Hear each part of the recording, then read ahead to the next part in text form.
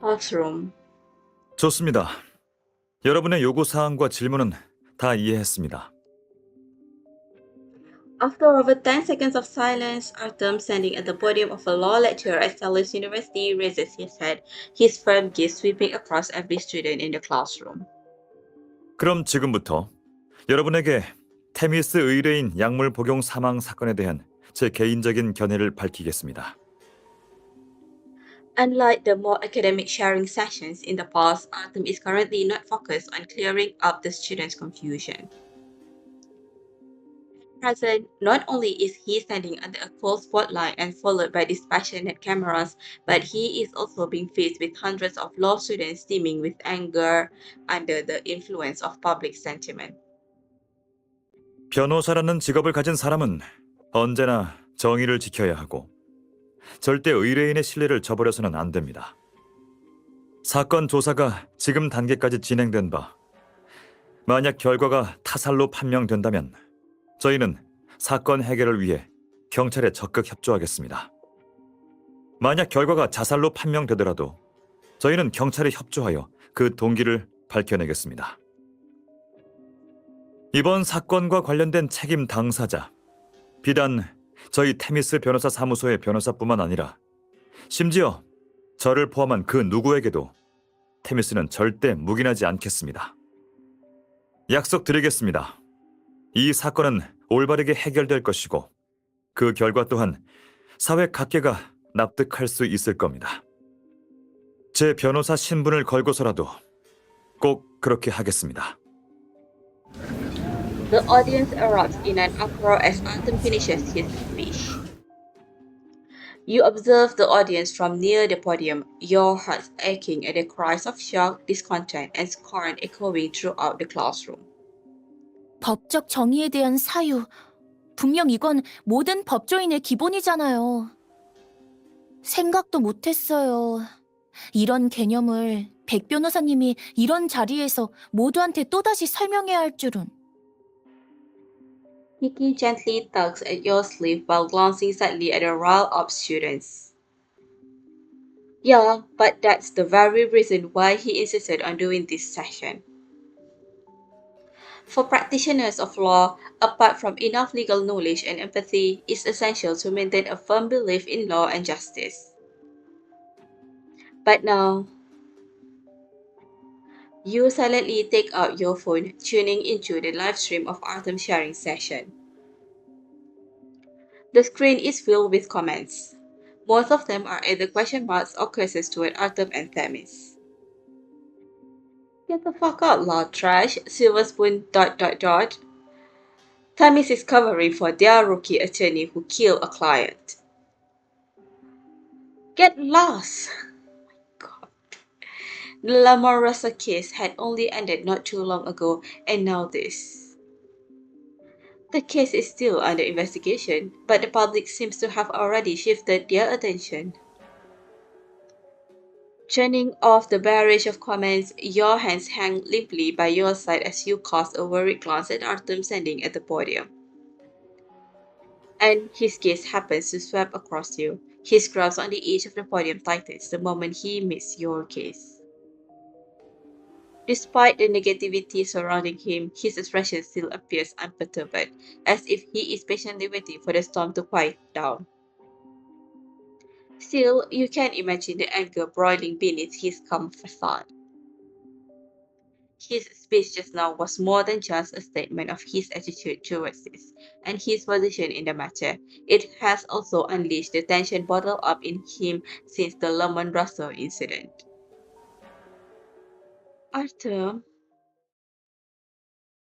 Artem's office. Several hours ago. You and Artem are going through case files together at the office to prepare for the special lecture at Salus University.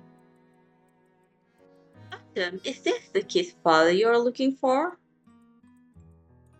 You pull out a thick folder from a stack of files sitting in the lower drawer of the file cabinet and hold it up to Artem from across the table. 한번 볼게요. After glancing at the file number and the person in charge, an understanding smile appears on his face. 그 잘못된 판결을 받았던 형제의 재산권 분쟁 사건이죠? 내가 찾던 게 그거예요. 고마워요. It's not a big deal. I just found you a case file. You only need a handful of cases for the lecture, so it doesn't take you long to find all the files you need and place them on the table. Artem has just enough time to skim through the case summaries. He then dedicates himself fully to intensive lecture preparation, relying on his memory of the cases. Apart from his slender fingers rapidly typing away on the keyboard, all other parts of Artem's body remain completely still, and his thigh is casually draped over his right shoulder. After a prolonged period of fatigue, maintaining extreme tension in his body is the only way he can remain focused, a fact you know all too well. After Lamont Rousseau was brought to justice, Artem took in several new interns under his wing in addition to his original workload. He has even been personally supervising a legal aid team. And he even agreed to take on the sharing sessions Dallas University are holding to salvage the school's reputation. It's as if he's trying to atone for Lamont Rousseau's crimes. The sound of clacking keys suddenly stops before you can finish that train of thought. You look up and find Artem rubbing his neck and shoulders. He must be tired after working so hard for such a long time. You quietly stand up and go behind his chair to help him massage his stiff neck and shoulders. Artem turns to look at you. Surprise flashes in his eyes before it is quickly replaced with a gentle warmth. 고마워요. 이제 좀 괜찮아진 것 같네요. I could tell you were exhausted. A quick massage will really solve the problem. Why don't we take a real break and go to the pantry for a cup of coffee? 괜찮아요. 난 버틸만 해요. 그보다 당신이 Me? Autumn reaches around his neck, his warm hand gently holding yours. 아까 내가 강의 준비할 때 계속 화면만 뚫어져라 보고 있었던 것 같던데요? 무슨 생각했어요? He holds your wrist, guiding you to sit next to him again. His eyes, gentle but tired, look into yours inquisitively. I thought I would be the one doing all the worrying, but at the end of the day, it's still the other way around. To your surprise, while you were worrying about him, he was actually paying attention to you all this time. Actually, it's about Lomarusso and you. 나요? Yeah. You tell Artem everything that was on your mind. After hearing you out, he shakes his head, looking somewhat frustrated. 그랬군요. 한정철 교수님을 대신해서 속죄한다는 건가요? I just feel like you're taking on all the stress caused by someone else's mistake. Our alma mater and major are under considerable pressure from the public due to what happened with Lamar Rousseau. I'm aware that we're part of it and that we must do something, but while that's true, I don't want to see you tire yourself so much just because of it. 네, 무슨 말인지 잘 알겠어요. Artem quietly adjusts his tie and gently rubs the point between his brows, as if attempting to ease some of his fatigue. But in the next instant, he breathes a long sigh and looks away while leaning on the table, dropping his usual facade. 당신에게 일부러 숨기려는 것도 괜찮은 척하면서 혼자서 모든 부담을 짊어지려는 것도 아니에요. 기억해요? 내가 이 강의를 맡기로 했을 때 변호사 사무소 사람들의 반응이 어땠는지. You mean how Celestine and the others objected? Salus University sent the invitation to Artem when the public sentiment against Rousseau's punishment was at its peak. The university's decision came out relatively late, and Rousseau's case had already caused quite a public stir. Because of that, many accused the university of corruption or covering for the school administration, finding it unacceptable that Laban Rousseau was the only one punished. If Arthur were to attend a sharing session when things have already gotten this bad, he could easily attract the ire of the public or even fall victim to cyber violence. 다들 지금 학교에 돌아가서 강좌를 여는 건 절대 좋은 타이밍이 아니라고 했죠. 모두가 날 걱정한다는 건 알겠어요. 하지만 한정철 교수님이 했던 말이 잊히지가 않아요. What did he say? Arthur bites his lip, looking more solemn than ever. 교수님은 연행되면서 나한테 이렇게 말했어요. 원래 변호사는 정의의 사도가 아니다. 이게 바로 이 직업의 진짜 모습이다. What? But that's... His tone brings you back to the moment when Rousseau was taken away. You could almost see his vicious glare before your eyes once more. 그래서 아까 당신이 내가 한정철 교수님을 대신해서 속죄하는 것 같다는 것도 어느 정도는 일리가 있어요. 하지만 내가 하는 이 모든 건 절대 한정철 교수님을 위해서가 아니에요. 한정철 교수님에게 영향받은 이 법조계를 위해 뭔가 하고 싶은 거죠. 한정철 교수님의 태도 때문이에요. 학교의 나유겸 씨와 방시현 씨뿐만 아니라 그 사상이 다른 학생들에게도 은연중에 영향을 미쳤을까봐 걱정되더라고요. 전에 지민 선배가 나한테 전체적인 환경이 바뀌어야 하는 건 맞지만 그걸 나 혼자 책임져서는 안 된다고 하더군요. 자신의 안위랑 맞바꿀 필요는 없다면서. 하지만 He stops halfway with a wry smile. Still, you understand what he's trying to say. These seemingly stubborn ideas and actions all stem from his inability to get over that pit in his heart. The name of that pit being trust and respect. So, are you worried I'll try to stop you like everyone else in the firm? 네, 이게 무모한 행동이라는 건 나도 알아요. 하지만 I'm not going to try and stop you. You point at the case falls on the table and give Artem a relaxed smile. We went through that together, so I fully understand and respect your decision. That's why I've been helping you. I just want you to be safe. That is what everyone wishes for, and I believe it's possible to achieve something without putting your safety at risk. Still, you grab Artem's hand, lean forward, and gently wrap your arms around him, hoping to share your warmth with him.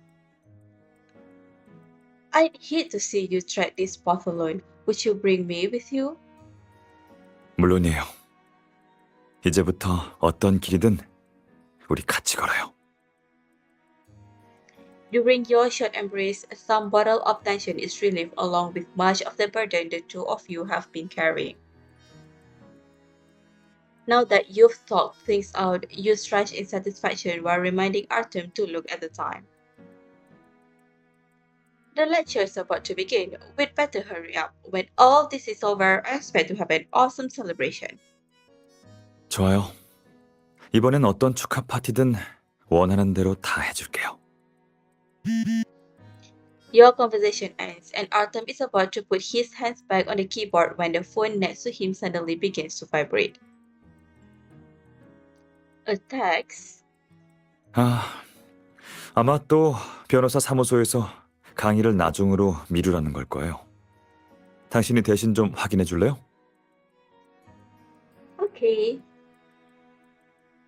You pick up the phone, tap on the new text, and start to read it. To your surprise, the correspondent keeps sending more messages over a matter of seconds. Celestine, what could be so urgent? Huh? 무슨 일이죠? The client in Kiki's legal aid case just committed suicide. 뭐라고요?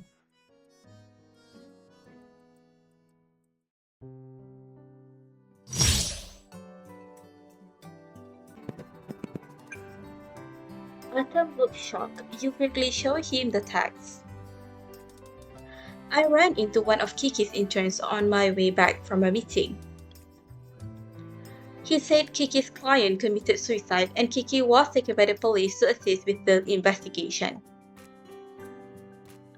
I'm not familiar with this case. Anyway, I'm heading to the police station. You can go learn more about the case at the firm first.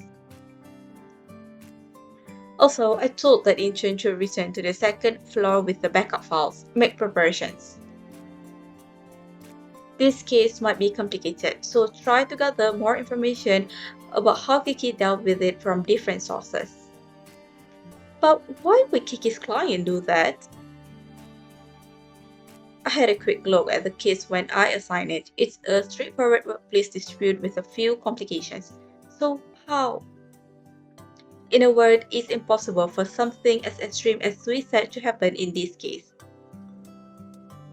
Did something unexpected happen while Kiki was dealing with it?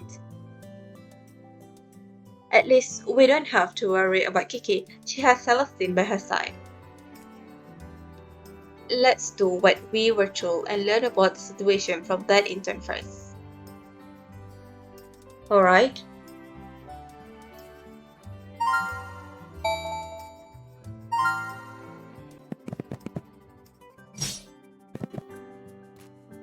Office area. As you arrive at the office area, you happen to catch a said intern returning with a stack of files. Recognizing the two of you, he quickens his pace as he walks towards you. Mr. Wang, Miss Herrera, Calm down, have a seat first. Artem pulls over two chairs, urging you and the intern to sit down around the table. When the police took Kiki, were they certain that her client died of suicide? It's clearly a matter of emergency, as Artem seems fairly hurried as he questions the intern and flips through the files. Still, he managed to cover the key points of this issue in his question: suicide and death. After all, whether or not these 2 points are confirmed determines the severity of the matter. It would obviously be best if the client turned out to be safe and sound, but if she is dead, then it all comes down to whether it's a suicide or a homicide. We'd have to use different strategies according to the situation. The intern seems to understand what Artem is getting at, but he unexpectedly hesitates to answer the simple question. Is there a problem? Has the situation changed? No, it's just, now that I think about it, I don't think the police ever used the word suicide. What? The intern scratches his head and looks down in embarrassment. I think what the police said when they took Miss Bennet was she died after a failed rescue attempt from ingesting a large quantity of sleeping pills. I got a bit freaked out earlier, so I thought it must have been suicide when I heard the words sleeping pills. I'm sorry. The intern is still an undergraduate. He hasn't had the opportunity of dealing with lots of cases. Therefore, his thinking and analysis is largely theoretical and not necessarily applicable to reality. Still, as much as one could accumulate experience and improve their legal knowledge and case analysis skills, there is one quality that you must bring to the legal practice from the beginning. Apparently, the thought just occurred to the intern. He bossed his head, feeling guilty. To his surprise, Arthur withdrew one's hand from the pile of documents and pats him gently on the shoulder. As a practitioner of law, it is of utmost importance not to believe in hearsay or to draw premature conclusions based on subjective speculation. You must be careful with your words and judgments when you don't have solid evidence. Still, realizing that the police did not specify the nature of the client's death, you move closer to Artem. Death from overdosing on sleeping pills is common in suicides. Do you think the client had reason to commit suicide based on her circumstances? If this case did unfold as per Kiki's records, I'd say the likelihood of her committing suicide is rather low. Autumn takes out two pieces of paper from the folder and shows them to you, pointing out the important aspects while you read. The client's name was Susan Fennell. She used to work as an assistant at a comic artist studio. But the high intensity, high pressure work was too much for her, and she was unable to recover from the distress she felt after her work was plagiarized, so she decided to resign. At some point, she even thought of giving up her career as an artist. Artem taps lightly on the file, urging you to read on. Miss Fennell's primary request in this case was to receive compensation from the comic artist who plagiarized her work.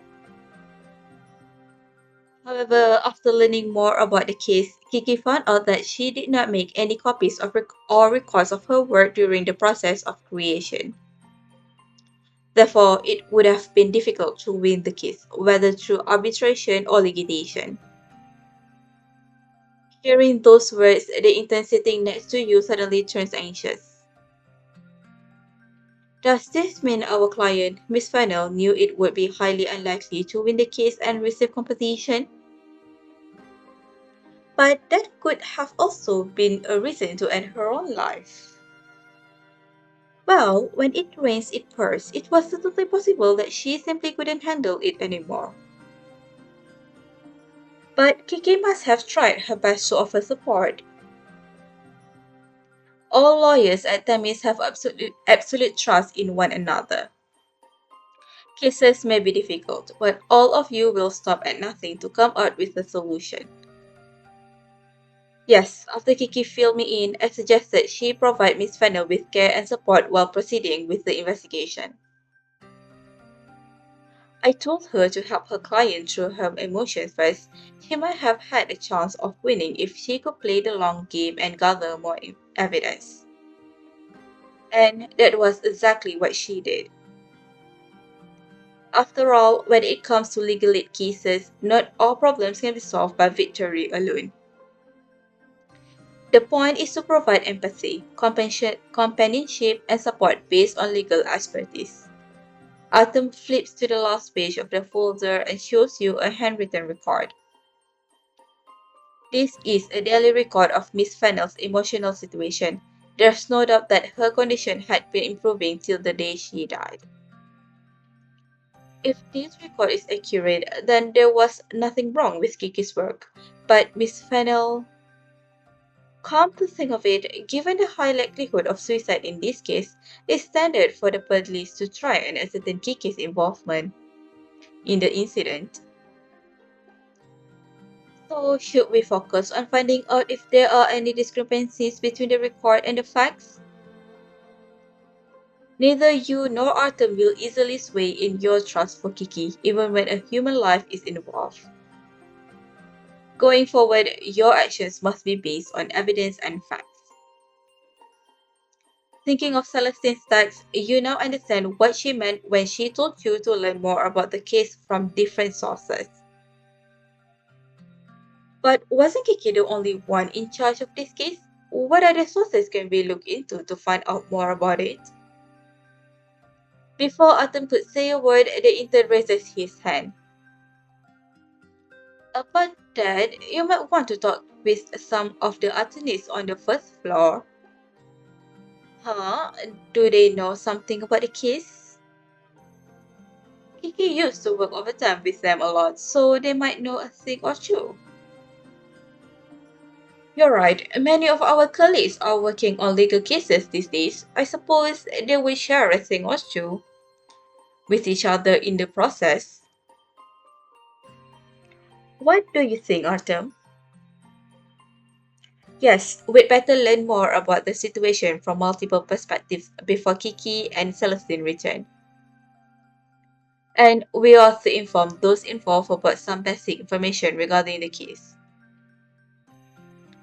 The police report isn't out yet, which means the situation might become even more complicated. We must be ready to assist the police with further investigation. Artem gathers the papers spread across the table and slots them back into the folder. He then hands it back to the intern. His eyes shine in approval as he hands over the folder. You've done well this time, despite the few mistakes at the start. Thank you, Mr. Wing. Thank you, Miss Herrera. It appears the intern wasn't expecting praise from Artem. He gets flustered, hurriedly expressing his gratitude. Artem nods at him and stands up with you. Come on, let's head to the first floor. Alright.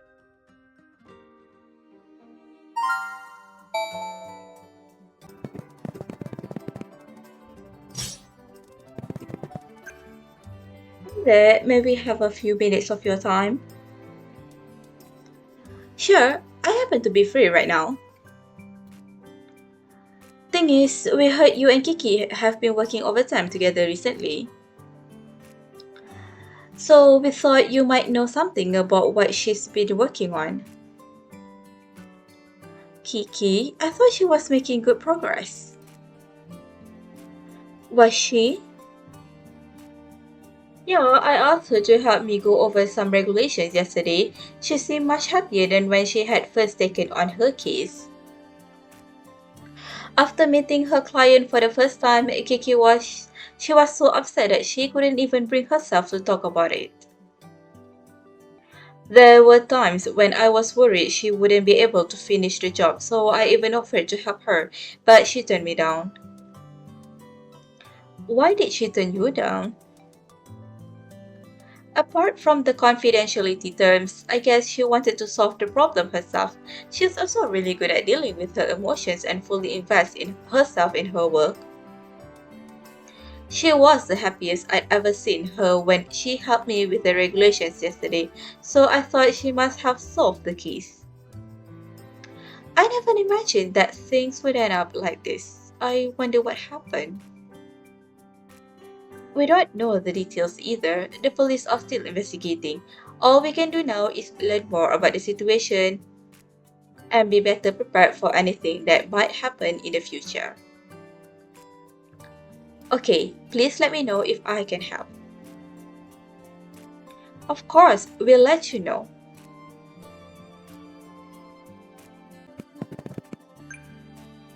Hello, are you busy? Just a sec, a few more words and the defense statement will be ready. Okay, phew, finally.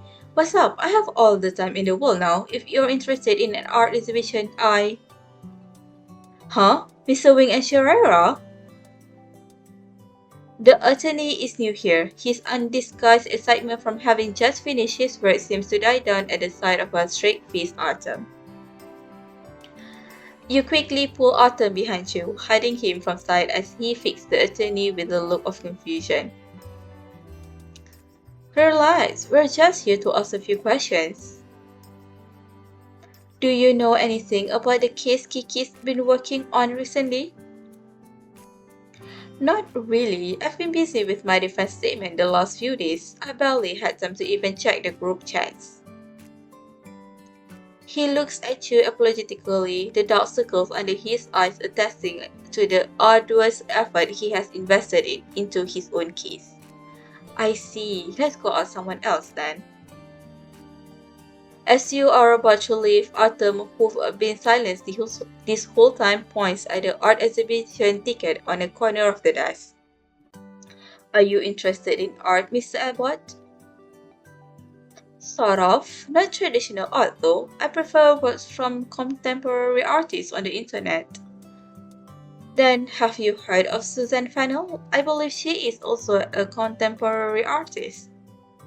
Susan Fennell? Do you mean Suze? I think she's been having some mental health issues these days. Suze is her pseudonym in the art circle, though she uses her real name on the internet and her IP address is in Stalis. Mr. Abbott picks up his tablet and gives it a couple taps. He shows you a blog. I used to like Sue's works, so I started following both of her accounts. But her art has become a little weird lately. See, she's been drawing this pair of black swans a lot. At the beginning, it was just two black swans hanging out in the forest, but then they end up drowning themselves in a frozen lake. Looking at the pictures, you feel suffocated by a heavy feeling in your throat. Looks like this is the same Susan Fennell we're looking for. What do you know about her besides her art, regarding her mental health especially? She hasn't posted anything for a while. I don't know much else, but she occasionally says some downright depressing things on the forum. Like how she wants to die, how everyone sucks, how no one can help her, and that everyone should go to hell, that sort of thing. But even that was at least 2 months ago. I see. Could you share the links to this forum and Miss Fennell's blog with us? Sure thing, just a moment. Thanks.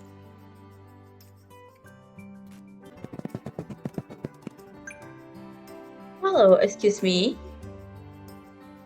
Oh, Miss Wing and Sharara, how is it going with Kiki's case? I see you've already learned about it, Mr. Quinn.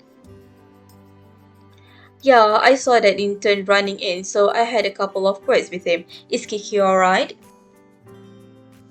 The police are still looking into the details. We heard that you two have been working overtime together recently, so we thought to ask you if Kiki mentioned anything about her work.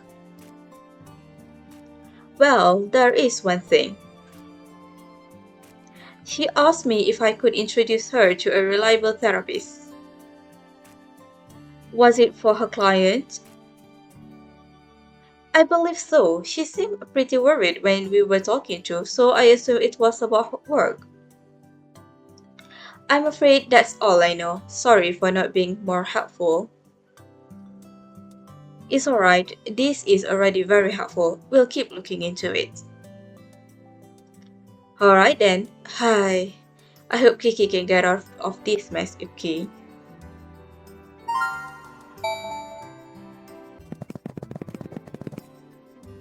After hearing what our colleagues had to say, it seems like what they told us fits Kiki's records. Yeah, Miss Fennell's mental condition had been extremely unstable at first, but she seemed to have made great improvement. In the end, the problem was almost solved. The whole course of events was in line with Kiki's records. Based on what we heard from our colleagues, her emotional state underwent several changes over time, so it doesn't seem likely for the record to be falsified. Then, can we assume that Miss Fennell had little to no reason to commit suicide? Or even if she did have a reason, it's highly unlikely for it to be related to Kiki. But I still feel like something's not quite right. What do you mean? Well, your phones beep simultaneously. Mr. Abbott has sent you the link to Susan Fennell's blog. Artem unlocks his phone and hands it to you after a glance. The picture shows a pair of black swans drowning in a lake. A sentence is written beneath it. My life is a black swan. It appears Miss Fennell would go online and vent her feelings through words and art. Vent? You mean? I'm not saying that venting would make her less prone to suicide. What I mean is, judging from her character, if she was really thinking about running away from her problems by ending her own life, then it would be strange for her not to have left any traces behind. So there's a possibility of homicide. That possibility has always existed, only that it appears relatively unlikely given that the cause of death was an overdose on sleeping pills. However, if we can ascertain that Kiki greatly mitigated Miss Fennell's suicidal tendencies through her efforts, then the probability of homicide would drastically increase. Artem's phone vibrates again. This time, he puts it back in his pocket after a glance. Let's go. Celestine and Kiki are back. They're in my office right now. Kiki's back too? Yes, but Celestine doesn't sound very optimistic. Let's go and find out more. At least we'll obtain clearer information from the police this time.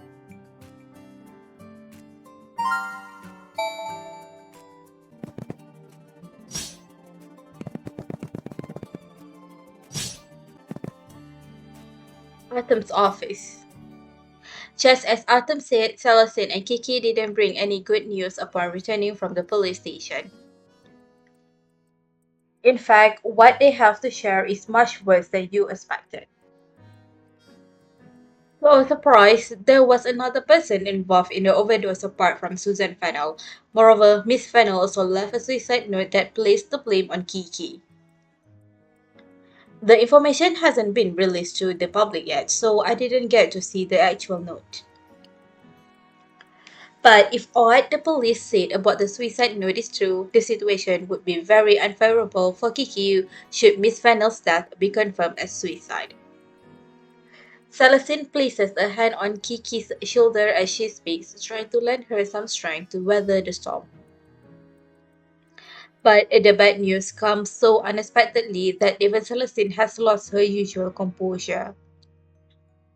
But how did things turn out this way? Yeah, I thought she was getting better. Judging from the information you just gathered, Kiki was completely professional and handled this job responsibly. If only Kiki would simply assure you that the incident had nothing to do with her. But she looks pale and her head is lowered. She won't even look at you in the eye. Silence drags on until she finally speaks up, uttering a few barely audible words. I have no idea how things turn out like this. I really don't know where to begin. It's like everything that's happened turned out to be the exact opposite of what I experienced. Lost in her memories, she licks her dry lips with a slight frown, as if those memories defy all belief or explanation. But it's also possible that the police have questioned her too much. With a human life involved, the situation must have become too painful for her to reflect on. Seeing that she's about to fall silent again, Artem, who's been quiet this whole time, leans over with arms propped on the table. He then fixes her with an earnest gaze. Kiki, I understand the police might have already questioned you for information many times, but there are still a few things I need to confirm with you. All you have to do is to answer my questions truthfully according to your memory as you understand it. There's no need for any consent when answering these questions. But when I told the police what happened, they thought, don't worry about what they think for now. Right now, we don't have as much information as the police, so I need to learn about the situation from your perspective. Should any problems arise, Sharara, Celestine, and I will help you deal with them together. As he speaks, Artem leans quietly in your direction and reaches out to hold your hand while casting a glance at Celestine. Understanding his intentions, Celestine hurries to get closer to Kiki and whisper words of encouragement into her ear.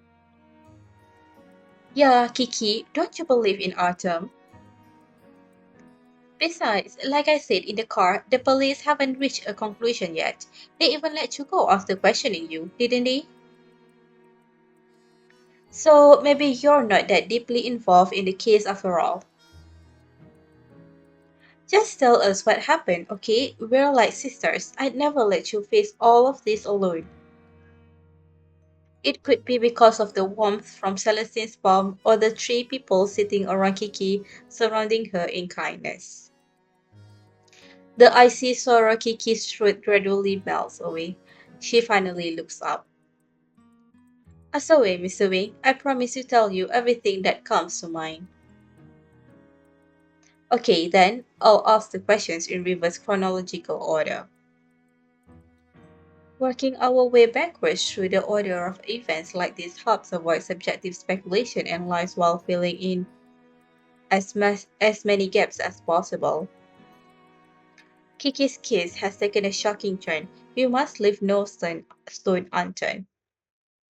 Artem picks up Kiki's case file, flips to the last page, and gets ready for questioning.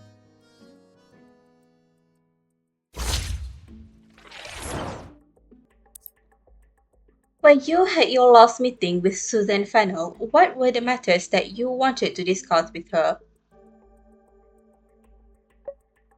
Our last meeting, I believe I was planning to invite her to visit her old studio together and gather some evidence from the other artists. Evidence? Are you saying you already found evidence that could help with the case? Yes, I have been working on helping Suzanne control her emotions, and she told me a lot about the studio while I did. I don't think she was the only victim of infringement and exploitation at the studio, so I thought maybe we could find out more by talking with her colleagues. She used to get really stressed out about going there, but she had been doing much better recently. So I managed to convince two of her colleagues to participate in the interviews, and we were just about to talk to them.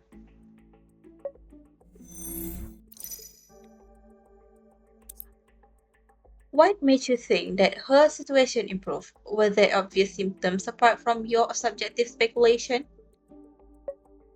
Yes, I showed this recording to the police as well. Kiki unlocks her phone and digs up her chat history with Susan Fennell, bringing it up and showing it to you, too. She seems to be making obvious progress in terms of emotional stability. When they first added each other, Miss Fennell appeared highly reluctant to speak with Kiki. Can you really help me win this case? Sorry, but I can't fully trust you guys. I'll only tell you what I want to. How is this related to the case? What's the legal basis? I can't tell you everything. She appears to have gone through a period of extreme distrust toward attorneys. Yeah, but it seems her attitude greatly improved after a couple of days. Not a day went by without Kiki reaching out to her. After a few days, Miss Fennell finally began to let her guard down. I know what you're saying, but it's not that simple. We can chat in person if you want to know more about this. Those days we thought I'd have killed them all if I could somehow get away with it. You convinced my colleagues, they're all really willing to help. Thank you for the sunflower, Miss Bennet. It just so happens I could use some brighter colors in this piece I'm working on today. But if that was the case, why did she leave a suicide note blaming Kiki? In her last message, Miss Fennell shared her travel plans with Kiki. She had even bought plane tickets for a trip for two. It's just like what she said in her messages. Even after all this time has passed, it's still easy for you to feel the warmth of their interactions in the chat.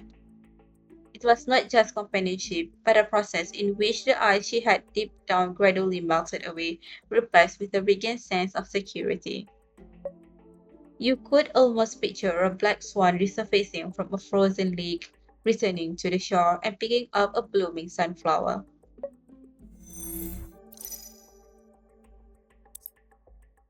Has the police verified the handwriting of the suicide note and when it was written? Yes, they compared the handwriting with Miss Mannell's notebook and confirmed it was hers. As for the time it was written, judging from how dry the ink was, it must have been written within 10 hours of the incident. That is to say, we can be fairly certain that the note was recently written by Miss Fennell herself and has a strong connection to her death.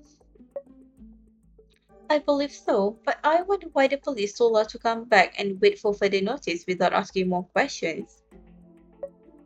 Maybe they found something elsewhere that could have major implications for the nature of this case. What?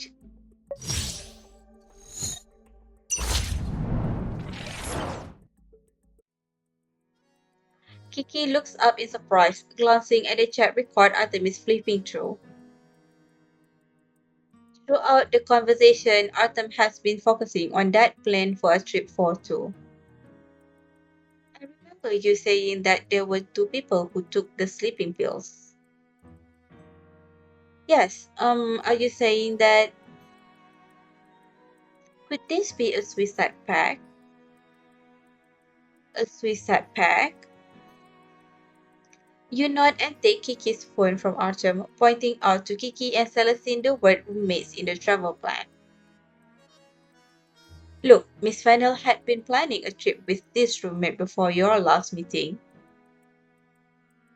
After that, two people took sleeping pills together, and one of them has been pronounced dead. Moreover, she posted drawings of a hopeless pair of black swans drowning themselves, so I think. Putting down the phone, you look at Artem, uncertain about your theory and seeking his approval. If she was planning on killing herself, then could the two of them have shared this plan? Yes, I think so too. Wait, what black swans are you talking about? Oh, I forgot to mention, we gathered some clues while waiting for you to come back. A lawyer at the firm happens to be a fan of Miss Fennel's. He follows her personal blog. Just a sec, let me pull it up. As you look down to find your phone, you hear hurried footsteps approaching from outside Artem's office. Bad news! Someone published a post accusing Tamis, Kiki, and Mr. Wing of being behind this. It's trending #1 right now. What? Artem, I'm going to use your laptop to get a look at it.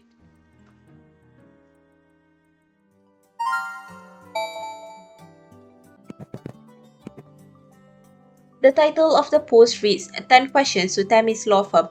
Think long and hard about your incompetence and your client's desperation. And the article is just a barrage of attacks on lawyers Tammy's, Artem, and Kiki. In the comments section, famous and lesser-known law firms have all fallen victim to insults of varying degrees. Someone even shared the link to the promotional article on Artem's lecture at Salus University, adding some very timely conspiracy theories. Why haven't the police published a report yet? Is Tamis pressuring them? But a law firm can't possibly have the power to do that. That's absurd. People on the internet know little about legal procedures or the judicial and administrative organs. They are simply driven by public opinion and letting their imagination run wild. But you're about to give a lecture at Salus University. What if they bring this up at a lecture and attack you with it? I guess I'll just have to find a way to deal with it, don't you think? Artem gently puts one arm around your shoulder and lowers his voice. People are already suspicious of me after what happened with Lamar Rousseau. Now they're just adding one more suspicion to the list. That's all. I am ready for the worst. My only objective is to say everything I need to while staying safe. There are so many things to worry about. Artem's safety during the sharing session, the audience's response, the university's response. There's even the possibility that the university might cancel this event, given the circumstances. Troubling thoughts flood your mind. As the gloom fills your head, Artem's phone goes off as if to confirm your worst fear. Who is it? There is Morgan. Captain Morgan? Artem answers his phone and hangs up again after a few quick words. Darius is at the firm. He's waiting for us in the pantry. Did he tell you what this is about? No, he just said that he wants us to talk in person. Sensing your nervousness, Artem puts away his phone and gently pulls your hand. We'll go at it one step at a time. Everything can be solved with a steady approach. There's nothing special about this phrase, but his steady voice has a way of calming you down. Okay, let's go see Captain Morgan. Based on what we have so far, it makes sense to talk with the police as soon as possible.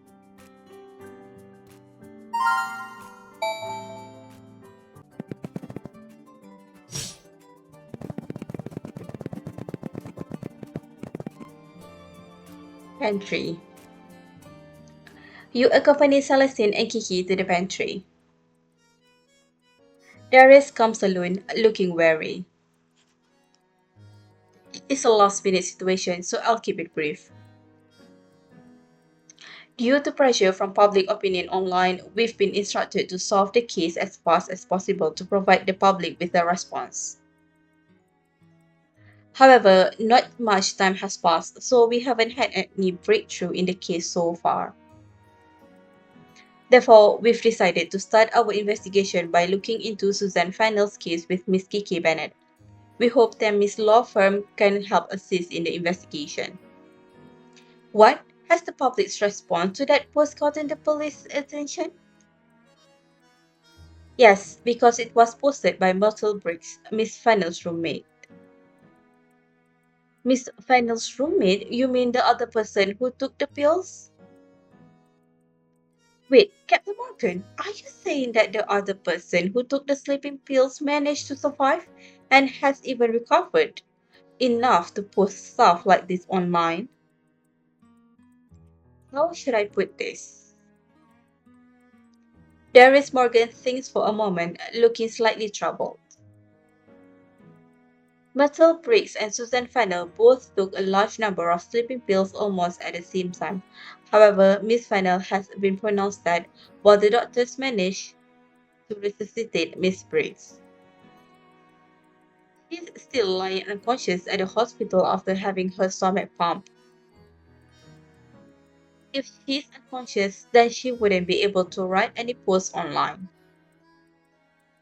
The fact that he has indicates, was this article written in advance and scheduled to be published at a certain time? Exactly. After communicating with the website that runs the forum, we found some of her previous posts and records.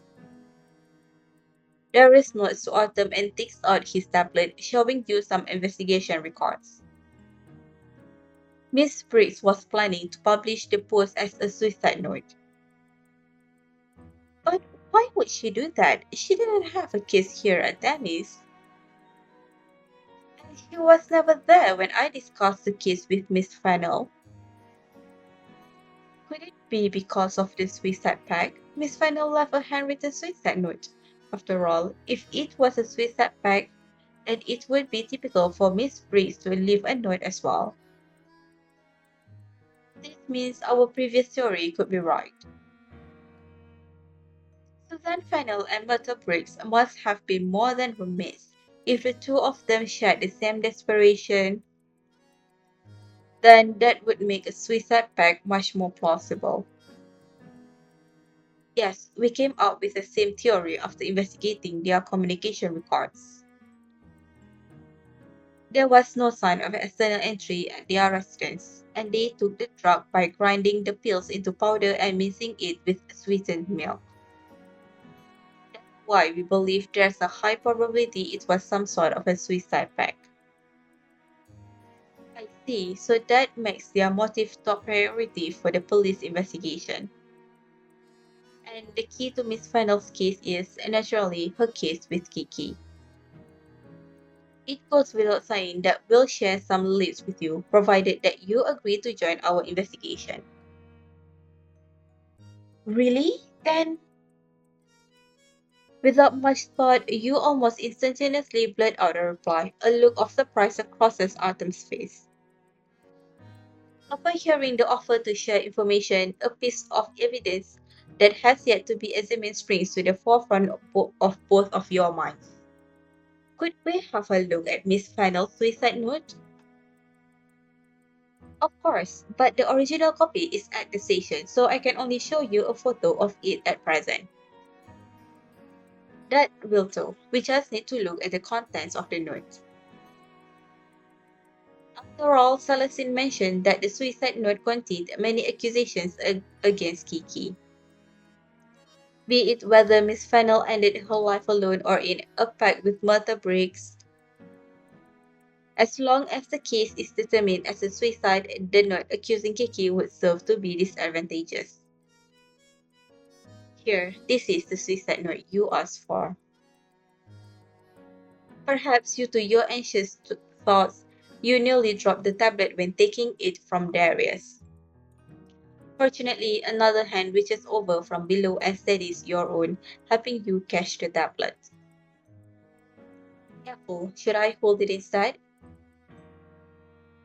I'm alright, I just got a little distracted. It won't happen again. You say with a smile while turning your anxious gaze back to the tablet.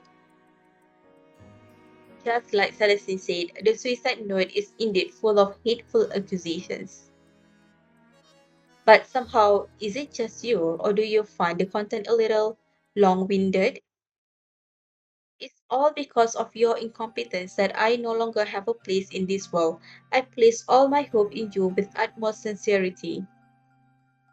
But what did you do? You know you couldn't do it, yet you wasted so much of my time. I only grew even more depressed by the day.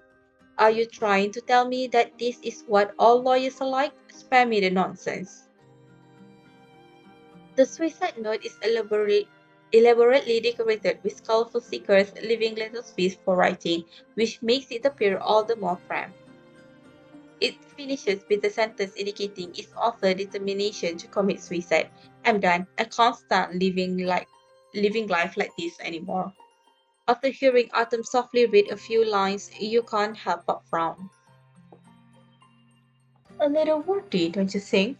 I can tell that Miss Fennel was pretty angry, but she didn't really lash out.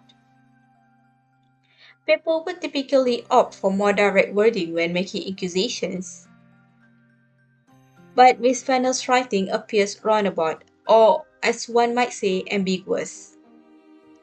We also had our doubts about this, but judging from her writing habits on the forum and journal records, it looks like this is her style.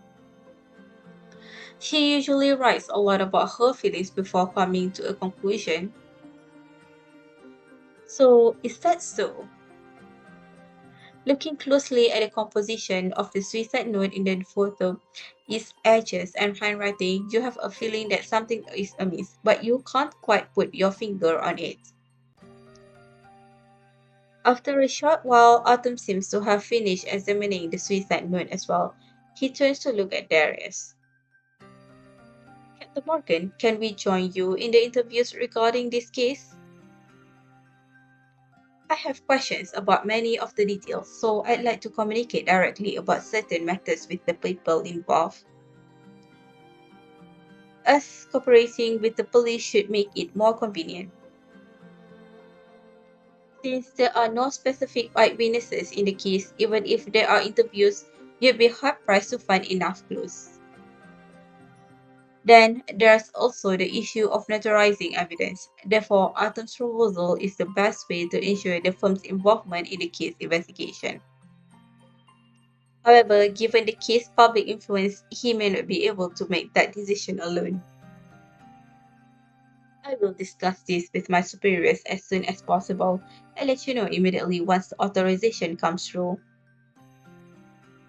Okay, thank you. Since the police still have a lot on their plate, Darius picks up his bag and bids you farewell after underlining several matters of importance. Seeing that Darius has left, Autumn gently pats you on the shoulder. Let's go. We need to go over the information we just obtained.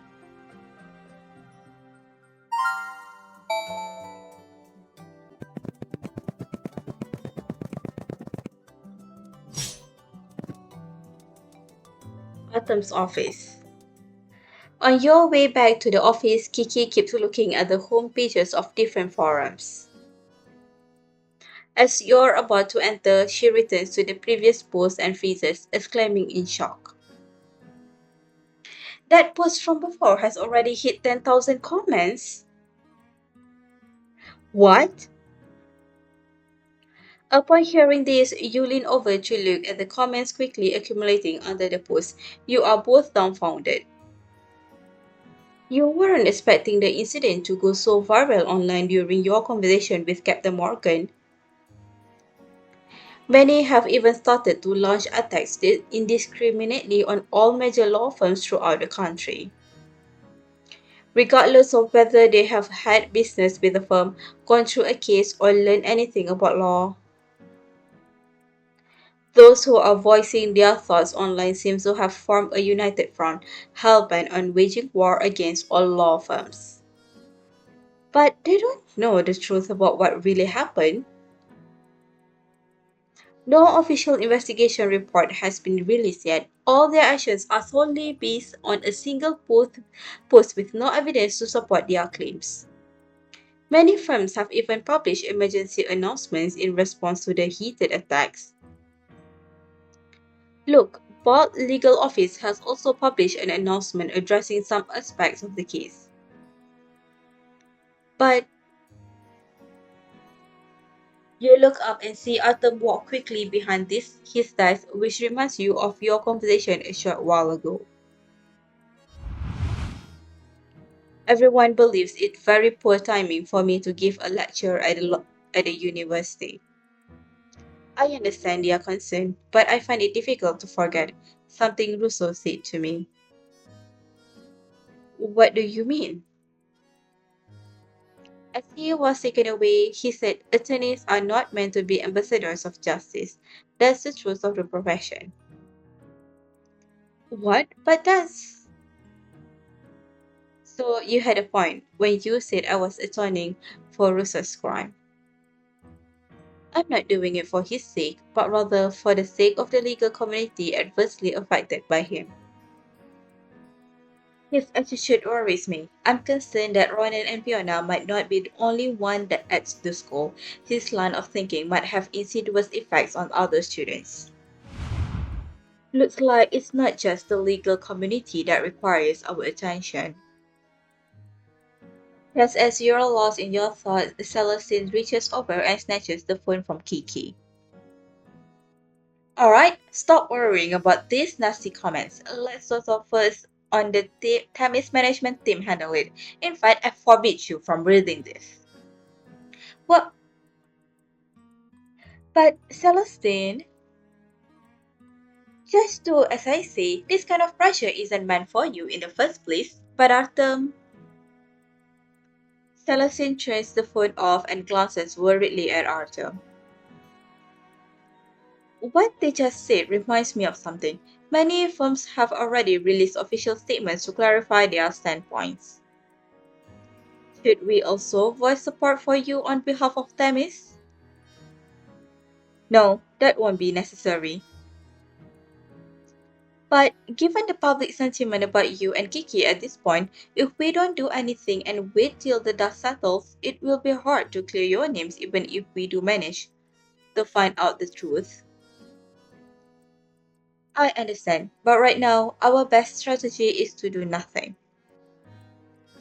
As he speaks, Artem compiles the files you sorted through together and connects the printer in one swift motion. As the printer slowly draws in a few pieces of paper and spits them out again, Artem breathes a deep sigh, looking at all of you calmly. Themis is directly involved in this case, which means that any announcement we make must be in line with the police report. Although we've gathered much information about the case, including Kiki's efforts, the people out there are unaware of these details. Therefore, until credible proof is released by a public authority, anything we say will appear dubious to them. You have a point. Nowadays, people on the internet only follow trends. A police report might be powerful enough to lead the trend, but Tammy's law firm does not have that power. You can sense Celestine's frustration in her momentary hesitation. He's still presenting the situation from an optimistic perspective. In fact, since the public has already taken their stance based on the polls, chances are that they wouldn't be convinced that Kiki is unrelated to Susan Fennell's suicide even if the police report said so. After all, it's impossible to be 100% objective in determining the motive of her suicide. A myriad of factors in life could have influenced her decision. And as long as something is of relevance and regardless of whether the link is fragile, people could still play it up to be the sole cause if they have enough reason to do so. Speech might be regulated, but imagination, speculation, and wild accusation association are beyond anyone's control. Therefore, before the rest obtains authorization from his superiors, we should use our time wisely by doing something more meaningful. Something more meaningful? Hold on. As Artem is about to pick up the materials for the lecture, Celestine steps up swiftly, slamming the papers back onto the desk. You're not thinking about attending that sharing session at Celeste University, are you? Haven't you seen what's happening outside? She takes out her phone, quickly taps on the screen, and throws the trending topic list right before his eyes. Take a good look at this. You, Kiki, and Tamis. These are the top three trending topics. Do you know how many reporters or other people who know nothing about the truth are trying to drive you into a corner? After what happened with Lamont Russo, and now this, you'll be walking right into the lion's den. Yeah, wouldn't it be better if you postpone the lecture, Mr. Wing? I think might not be in the mood to listen to a class right now. That's not the point of this.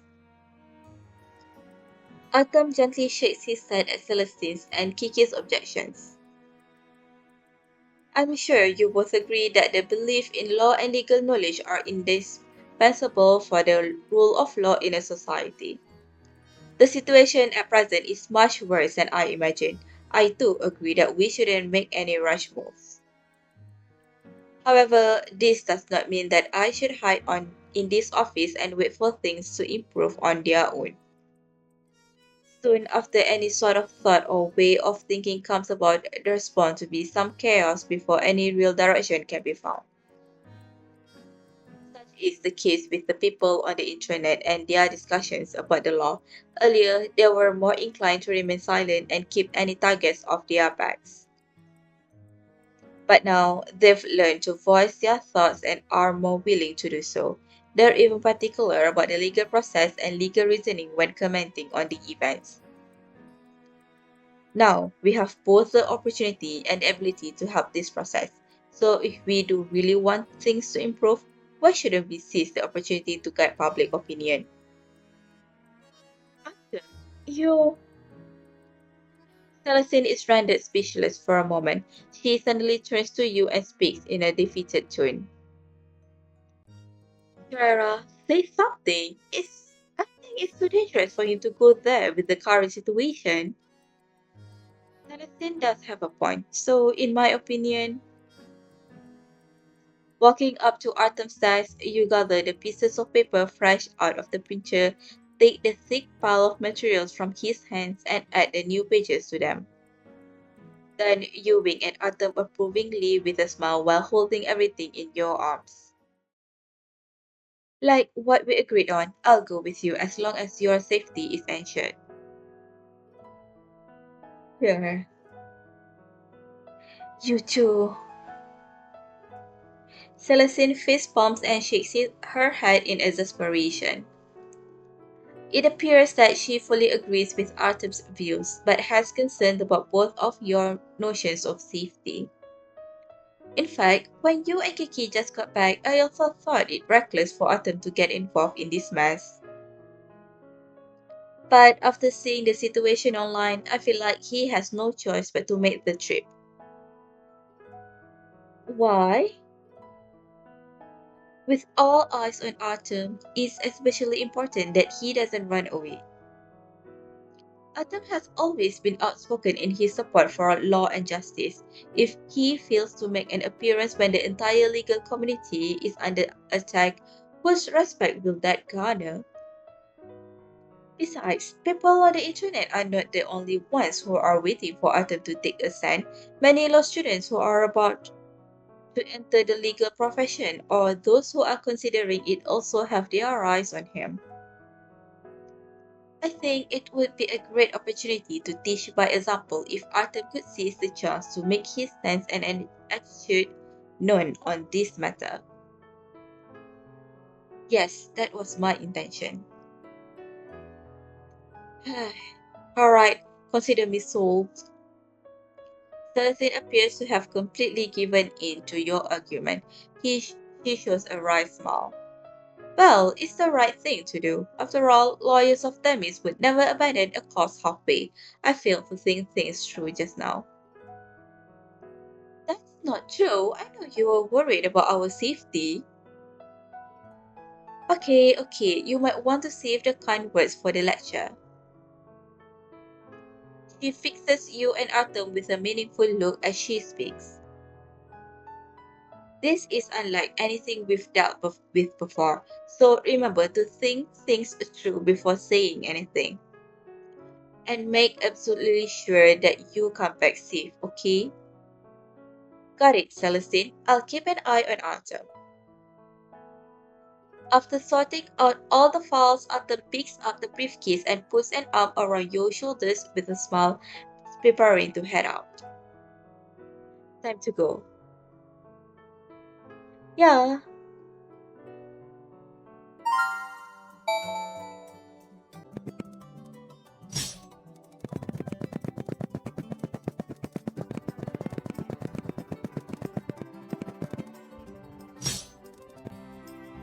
that's a bit of an exaggeration. It's not like we did it willingly.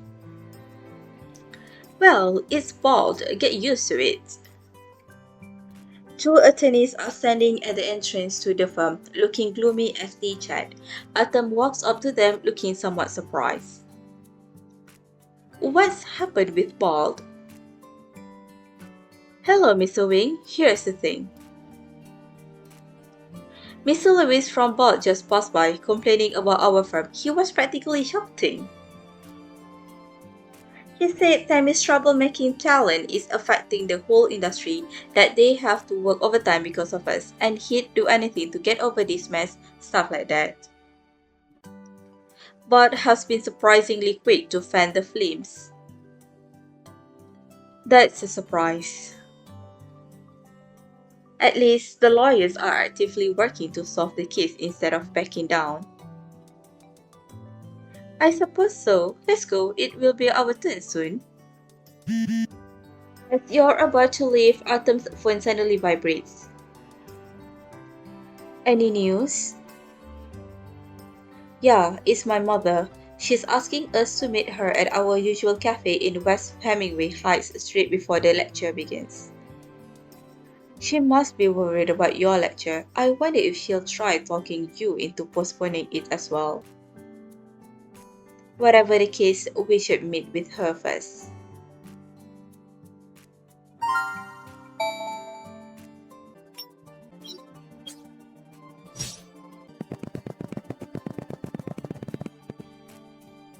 Coffee shop. What an ill turn of events. They're putting the blame on you though you've done nothing wrong. Kimberly takes a sip of her coffee with a wry smile. The cling of white porcelain resonates clearly in the quiet cafe. The post has gone viral in the school forum too. Many professors and students have messaged me about it. It's too crowded on campus. This cafe is the only quiet spot I can find of late, so I asked to meet here to learn about the situation. Thank you for checking in on us. What are you thanking me for? We're family. It's our duty to look after one another.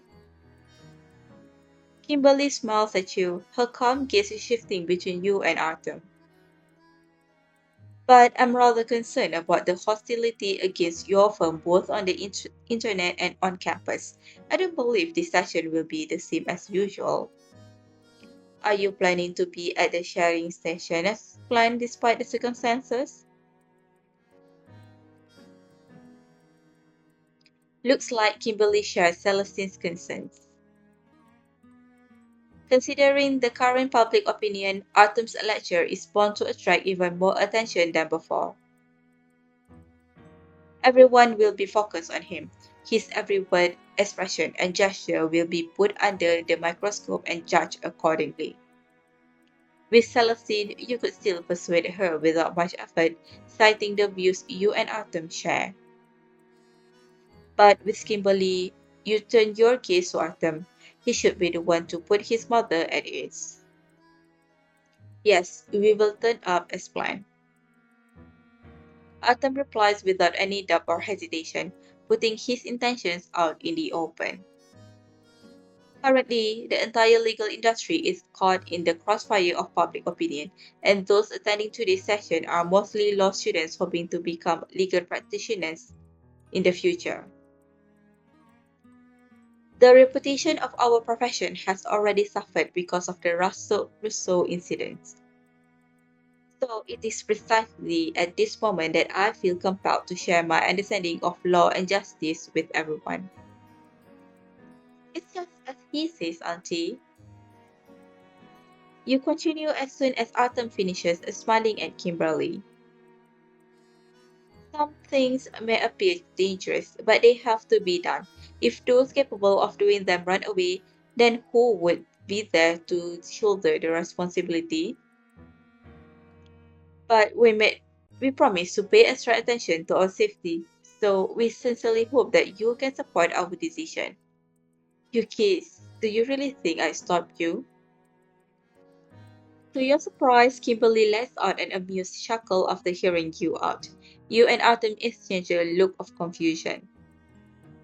Huh? Weren't you trying to talk us into postponing the session? Of course not. I'd make the same choice if I were in your shoes. With regard to your safety, I sent an application to the school to enhance the security measures around the classroom not long after I first read that post. Actually, there's another reason why I asked you that. Kimberly puts down the cup of coffee and slides her phone across the table. On the screen is a group chat between faculty members of Sally's University. Professor Shin isn't coming. I thought he signed up the instant we started inviting professors to listen in. Professor Zuman and Professor Yang registered at the last minute. Their schedules appeared full when we first invited them. Well, that's how the situation is looking now. The seemingly casual remark alerts you and Artem to reality. You don't know what to say, and Artem helplessly shakes his head. Clearly, due to public opinion, some professors who signed up for the event have opted out at the last minute, hoping to avoid getting caught in the crossfire. However, many professors who originally had no intention of joining have now registered. In addition to offering support for Artem, this might also be a way to make a statement. The camps are thus divided into a chessboard without sound or communication. The views and beliefs of every player are laid bare at this moment. It's alright, they have made their own choices. There's no need to overthink it. But, Mother, there's a tinge of hesitation in Artem's voice as he puts down the tablet and speaks again. Both you and Kimberly wait for what he's going to say next in slight confusion. Do you have any plans for the rest of today? Me? Not particularly. Then would you have time to attend the sharing session? Or rather, could I invite you to come? Both you and Kimberly pause in surprise. But the next moment, a smile appears on both of your faces. Sure, it's rare for you to extend such an invitation. How could I refuse, my son? Kimberly glances down at her watch and stands up as she speaks. Then I'll go and get ready to attend the session. Remember to go to the classroom a few minutes in advance after you finish your coffee. Okay, see you there. Seeing that Kimberly has left, you nudge Artem gently with your shoulder. Does it feel awkward inviting Kimberly to attend the session? Yeah, there's no hiding it from you. You have both Kimberly and me on your side. We'll have your back no matter what happens. So, there's absolutely no need for hesitation. Just proceed according to plan. Yes, that's true. Blushing, Autumn picks up the coffee mug in an attempt to hide his red cheeks, but fails to notice that he's already finished his coffee. He quickly puts down the mug and grabs your hand without thinking. The unexpected warmth spreads from your hand to your cheeks. You can't help but smile. Alright, should we get going? We need to check the equipment in the classroom, so it's better to get there early.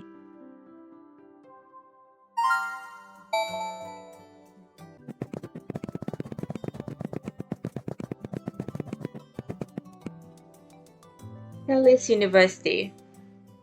Arthur, wait a second. Hmm? As you approach the street next to the campus, you suddenly tug at Artem, indicating for him to stop and hurry to adjust his bangs, the wrinkles of his shirt, and the position of his tie. It's a special occasion, so you must be fully prepared. You've got to be perfect inside and out. Artem chuckles and grabs your hand as you're about to straighten his collar. There's no guarding against people who are determined to cause trouble, so don't be so nervous. Just relax and take things as they come. I'm not nervous after hearing what Kimberly said that all those esteemed professors and professionals in the industry have come to support you. I couldn't be happier for you. All I'm trying to say is I trust you'll do everything to the best of your ability, and so will I. As you speak, you gently pull your hand away from his warm palm and finish straightening his collar. Artem doesn't do anything to stop you this time. Instead, he closely observes every movement with mellow eyes. As his warm breath caresses the back of your hand, you can't help but slow down and whisper words of caring advice. Don't be nervous when giving the lecture. Okay. During the Q&A, think for 3 seconds before answering each question. Don't start speaking until you are sure of your answer. Yes, of course. If I ever have an opportunity to host one of those sharing sessions, I'll be expecting you to take care of me in the same way. Sure, I'll try my best to do even better. Wow, looks like you two are handling the pressure quite well. Maybe there's no need for us to be here. Huh? Celestine, what are you all doing here? Before you know it, Celestine, Kiki, and several other attorneys from the firm cross the road and walk up to you. To support the star of our firm, of course. After all, Themis is also at the center of public attention. It will be unfair for the two of you to take on all the pressure alone. By the way, I have good news for you. Good news? Check this out. Kiki hands you her phone. On the screen are a couple of links to the lecture shared by law firms that are on good terms with Themis.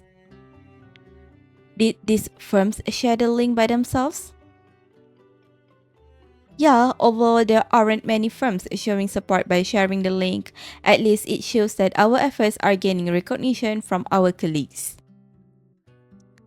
But many firms that didn't share the link have posted articles from their accounts discussing the topic of lawyers and law. It seems you and Themis are not alone in this fight. We're all in this together. This is a pleasant surprise. It hasn't been long since this incident took place. However, after going through a mix of fatigue, anxiety, frustration, and calmness, Artem's expression has finally returned to its usual delightful composure. This road is not meant to be tried alone, but he has made it this far by himself, bottling up all the fatigue and preparing to face the raging storm. But after a while, another person can be seen on the road, supporting him, offering warmth and strength. By the time he reaches the end of that road, countless people walk behind him. As the currents meet, he no longer needs to fight the tsunami with the strength of a single wave. You're our flag bearer. It's no surprise that there will be followers sworn to fight by your side, defending everything that's worthy of protection. Now that's an exaggeration. I'm only participating in a sharing session. He pauses, looks at the colleagues who have gathered in support. Thank you, everyone. No need for the thanks, Mr. Wing. You've got this, and we can't wait to hear what you'll say. Artem smiles at you amidst all the cheering. Come on.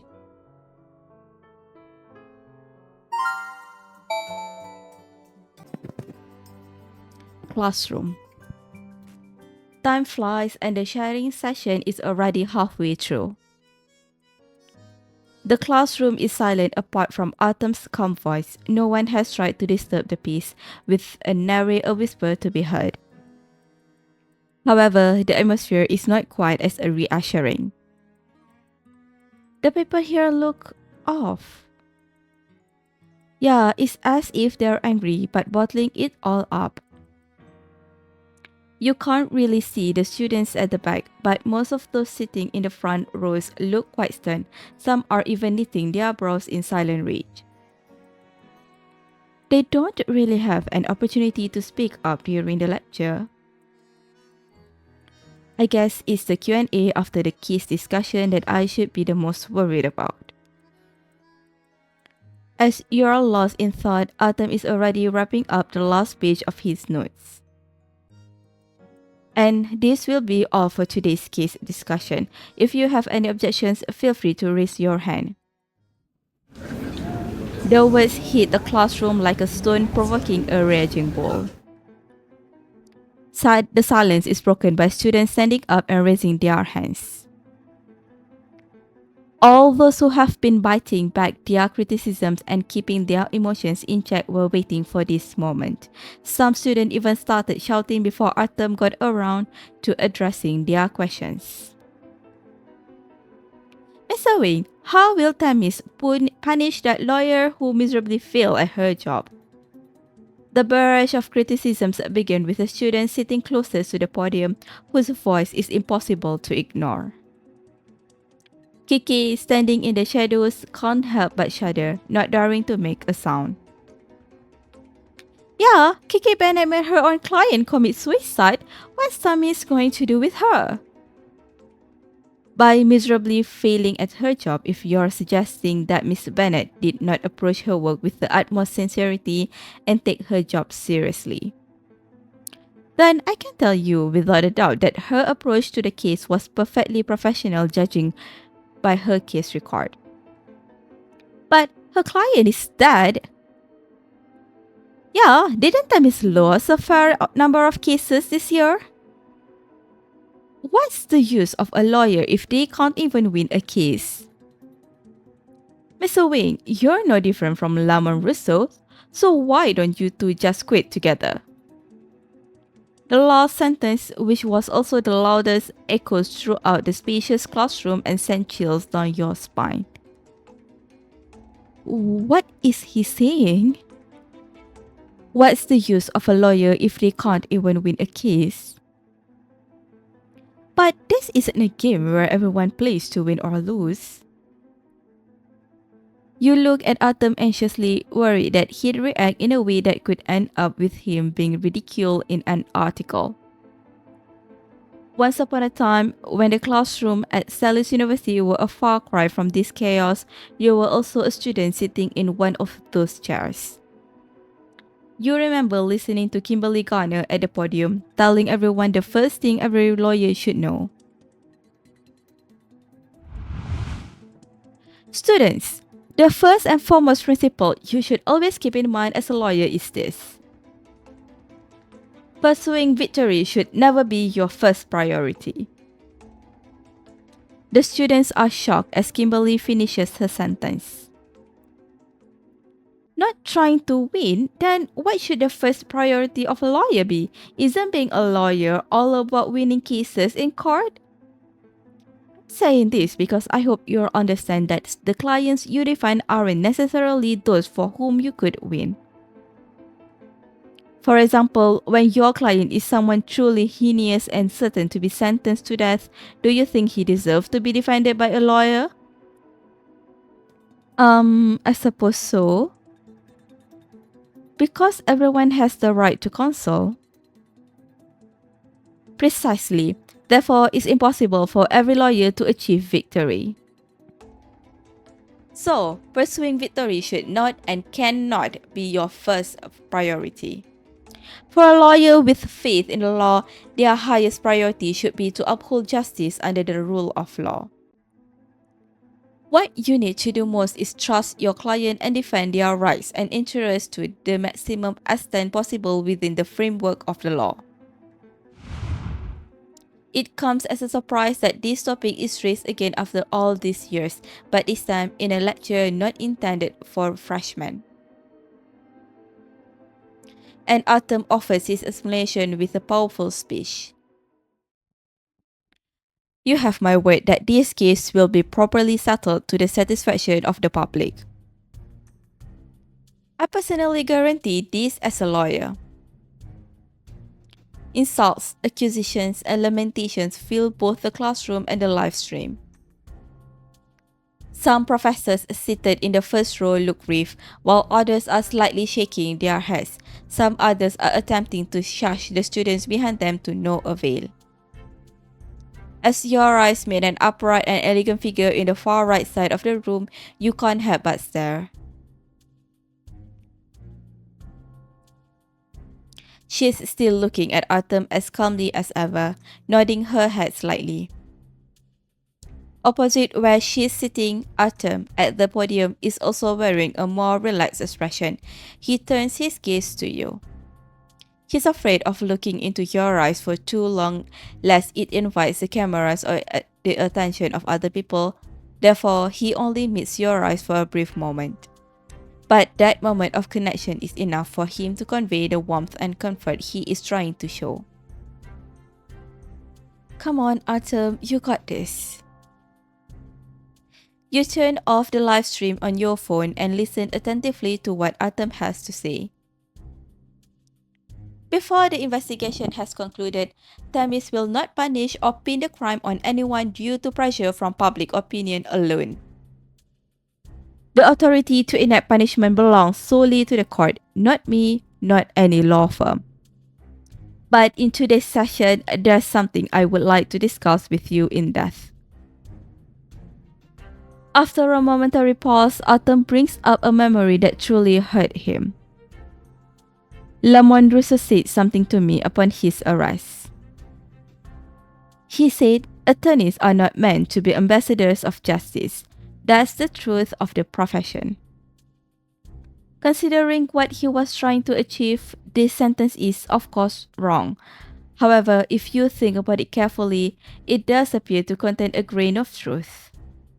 The classroom gradually falls silent as Artem shares his seemingly shocking view. Everyone is looking at him with a mix of incredulity and curiosity about his explanation. Because the sort of justice that attorneys defend might not be the same kind of justice one might refer to in other contexts. What we defend is the justice of law. And we don't discriminate between clients. Instead, as long as they have rational and legal demands, we strive to protect their rights and interests to the best of our ability within the confines of the law. Of course, that may sound just like hollow words. However, it is precisely this dilemma and the difficulties involved in this principle, something that every legal practitioner deeply understands, that has given rise to the topic of heated debate on the internet today. Some lawyers lose not because their skills are inadequate or because of a lack of professionalism. In fact, they might have tried their best to advocate for their client in court, but the outcomes of their trials are ultimately decided by the court according to the law. Therefore, Artem rises from the podium looking solemnly ahead. What he's saying at this moment isn't aimed at any student in particular. Instead, he is trying to convey a message to everyone watching the lecture, whether they are legal practitioners, lawmen, professors, or students. It is my sincere hope that you, as the future practitioners of law, will hold fast to your passion. This will be the driving force that keeps you going when faced with difficult cases. At the same time, I also wish that you won't be controlled by a blinding passion of the moment. Lawyers uphold the law. Everything you say and every decision you make must be based on factual evidence. Your understanding and belief in the law, regulations, and justice must always come first. Well then, do you have any other questions? The classroom falls into silence once more after Artem's speech. As opposed to the beginning of the lecture, some students have started to reflect on their beliefs, and a few even appear ready to applaud in agreement. That being said, a fair number of people still seem unimpressed. However, no one appears willing to raise their hand or put forward another question in the current atmosphere. Okay, then that's all for today.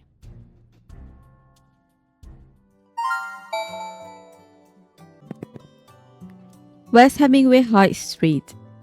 To your surprise, it's not the students who hurry to corner you after the lecture, but reporters from various media. I'm glad Celestine went outside to check out the situation in advance and managed to sneak us both out through a small alley. Otherwise, we'd have at least a dozen cameras in our faces. Artem is standing next to you, pulling at his tie and seemingly letting out a deep sigh of relief. At least it's better now compared to how it was in the middle of the session. It still makes you uneasy to think about the turmoil back in the classroom. But you did a great job. I also learned a thing or two. Hopefully, there will be a better audience for the next session.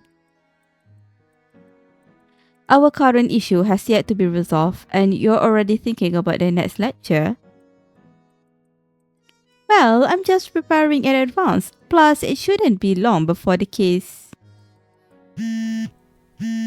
Before you can finish speaking, you're interrupted by urgent vibrations from Artem, coming from Artem's phone. Artem hurries to answer the call. It's from Darius. Have you left the university yet? Yes, the media seemed eager to catch us after the session, so we immediately took a shortcut and left the university. Wise choice. Actually, that's why I'm calling to give you a heads up. Beware of the media. From what we know, a lot of them will probably be trying to get some information out of you. They might be tracking you at any time. What? Tracking? Yes, so we suggest that all of you stay home until this blues come over. Also, your application to assist in both the investigation and the interviews has been approved. In order to ensure that you can participate in the police investigation without issue, we will be speaking with the media over the next few days. I'll notify you once we have it all sorted out. I see. Thank you very much. Don't mention it. Darius pauses, and when he speaks again, it sounds as if he's smiling. You did a great job in the session. Our squad didn't have time to watch the whole thing, but we've heard that public opinion online has changed slightly for the better. We're counting on you for our investigation. After hanging up, you and Artem let out a soft sigh and wordlessly glanced at each other. Finally, you are the one to break the silence. We won't actually get ambushed by reporters on our way home, will we? I won't rule out that possibility. After all, reporters are known for their ability to gather all sorts of information. They'll have obtained the information they needed before we can even sue them for infringement. Then what should we do? Should we go back to the firm? I have a feeling there will be just as many reporters around the firm as on campus. After a moment of silence, Artem takes your hand. Let's return to my old place for the time being. Your old place? I guess that will do. But we've already moved out. I don't know if we have everything we need there. There were quite a few items that were inconvenient to take with me, so I left them there. We shouldn't have any problems getting by for a few days. The reporters are likely to expect us at our new home, so the old residents feel safer. You have a point. I guess that's our only option. While there is still no clear lead in this case and you've yet to participate in the actual investigation, the two of you have already dealt with a PR crisis. Though the next few days are meant for you to lie low and wait out the storm, they are in fact your only chance to get some rest. After all, what really matters is the case itself, Susan Fennell's death. Whatever the truth may be, we must get to the bottom of it.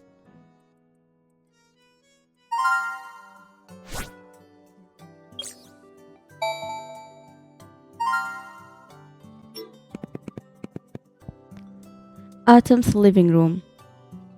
It's possible that Artem's speech really worked, or maybe it's because Murder Briggs, the one who published the post, couldn't reveal any new information.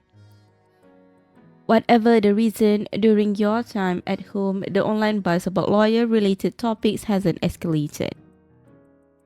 However, when Darius shows up looking worse for the wear, his tired expression indicates that the situation is still as difficult as before.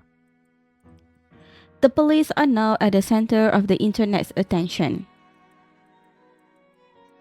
We can't publish investigation results without concrete evidence pointing to either suicide or homicide. All we can say to the public is that the investigation is still underway. But some people seem to think we're stalling on purpose or covering for the firm. Still, others believe we deliberately avoided specifying whether it's suicide or homicide. They think we should just put murder in the announcement. You and Darius can only look at each other and sigh, well aware of each other's predicament.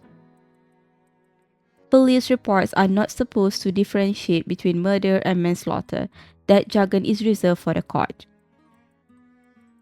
But obviously, when the public is trying to play judge, they often use seemingly professional words to misguide people. This makes solving the case much more urgent. Having retrieved his notebook and tablet, Artem returns to the living room and joins your discussion. Have the police made progress on the case, Captain Morgan? Yes, I'm here to inform you of the interview arrangements. As indicated by my superiors, you are free to participate in all interviews. Except with Miss Fennell's family. They were being very uncooperative, so we interviewed them ourselves, and I'm here to share the results with you. Somehow, Darius appears agitated upon mentioning Susan Fennell's family. According to our investigation, Miss Fennell's mother died young, and her father cut off all contact with Miss Fennell after remarrying. As a matter of fact, he still refuses to claim her body because of his new family. Refuses to claim her body, but she's his own daughter even if he has a new family.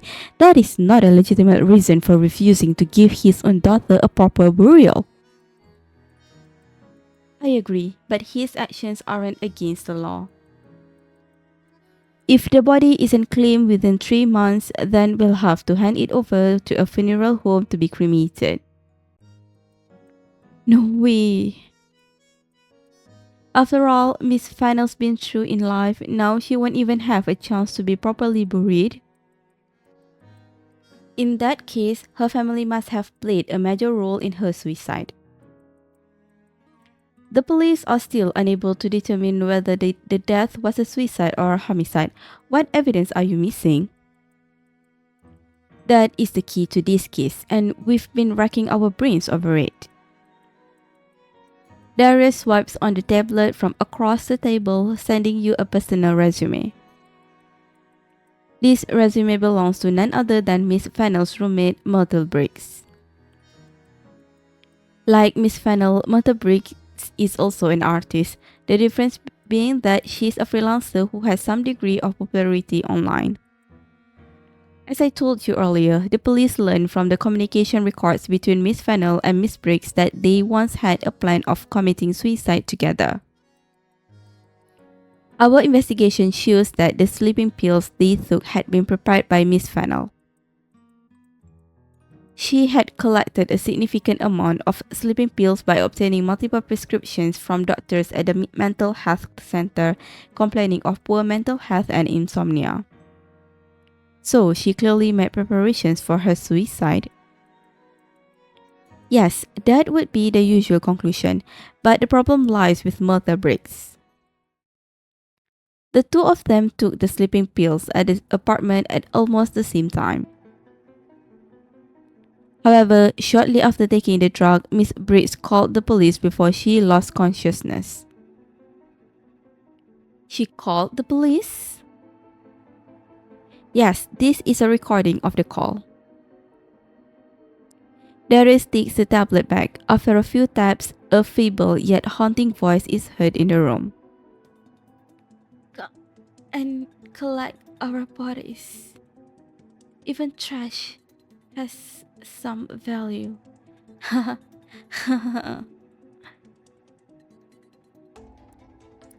As the weak laughter dies out, you can only hear the operator anxiously calling out.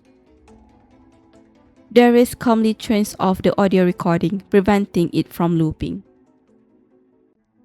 Somehow, it suddenly feels colder in the room, and no one says a word to break the unsettling atmosphere. After a while, Artem speaks up, looking thoughtful. It appears to me that Myrtle Briggs wasn't very determined to die. I thought you'd say that. I agree. Why do you say that? Because if someone is determined to die, they would not leave much of a chance of others to interfere with their plan. Her actions indicate that she was either afraid or not planning to end her life after all. What? Chills creep up your spine. You feel even more horrified than before. All our senior officers at the station find the case odd, but all the evidence at Miss Fennell's residence points to suicide. Still, we will not neglect any detail or jump to conclusions despite the pressure from the public. As it should be. After jotting down a good number of notes, Artem reads through them carefully to reorganize his thoughts. Has the police looked into Myrtle Briggs' motive for committing suicide? Yes, we have done some preliminary investigation, but we will need your help later in the investigation.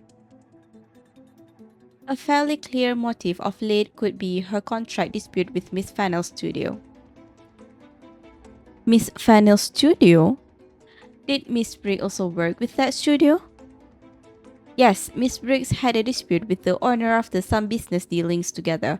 That was also how she got to know Miss Fennell through their common enemy. So, it's possible that their unusual friendship was also established on having that common enemy. Artem casts an involuntarily glance at the materials beside him as he speaks.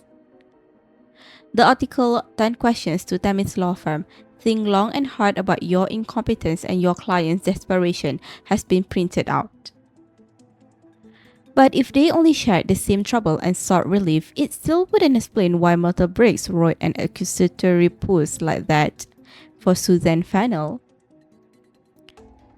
But her case didn't go to trial. It could be that they chose to settle after negotiations between their lawyers. In that case, it would be hard to find records. So it would be helpful if Tamis could help gather some intel from people in the industry. No problem, I'll text Celestine and ask her for help later. Okay, that's all for now. With that settled, Darius gathers his files, stands up and prepares to leave.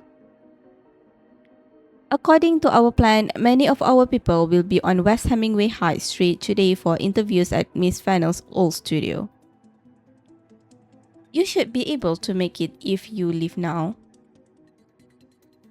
I've already spoken with my colleagues there. You're free to ask any questions as long as you don't interfere with their work. Artem nods and exchanges a few more words with Darius before seeing him out. This case is much more complicated than I first imagined. You can't help but speak up as you watch Artem come back to the living room after closing the door. Artem returns to your side deep in thought, but he doesn't respond to your remark. In this case, the clues pointing to suicide seem perfect. In fact, everything seems so perfect that it doesn't appear natural. Are you talking about Myrtle Briggs? Miss Briggs' call in particular appears to be a stereotypical warning that she'll commit suicide. But even if Myrtle Briggs is the extreme and dramatic type, it would still be wrong to speculate about the nature of that call. There are so many things that just seem off, and yet there's not a single piece of evidence that can give more context. Can this case get any more difficult? That's why we need to officially start working on the investigation now. In just a few sentences, Artem has finished sorting out all the materials. He picks up both of your bags. Let's go to West Hemingway High Street. Since the studio was largely responsible for Miss Fennell's mental disorder, it's definitely worth visiting. Alright.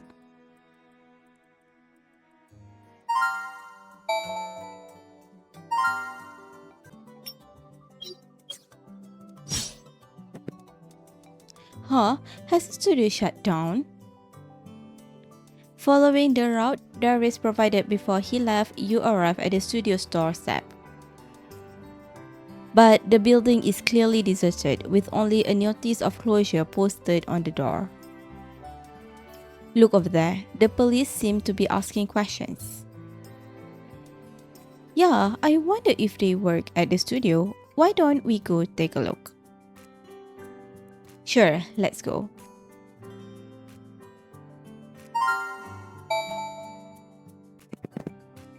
So, you're here today to hand in your resignation? You bet! Does this studio look like it's still up and running too? There aren't any jobs coming in. We haven't had work for a long while now. And with what happened to Suzanne, no one's gonna stick around to be abused by the boss anymore. I'm an only child, you know. Whatever happens, I don't wanna get caught up in it. She seems pretty upset with the studio. And she mentioned Suzanne. Let's go ask her some questions. The police seem done with their questions, so you and Artem walk up to the former employee. Hello, do you know Suzanne Fennell? We believe she used to work here.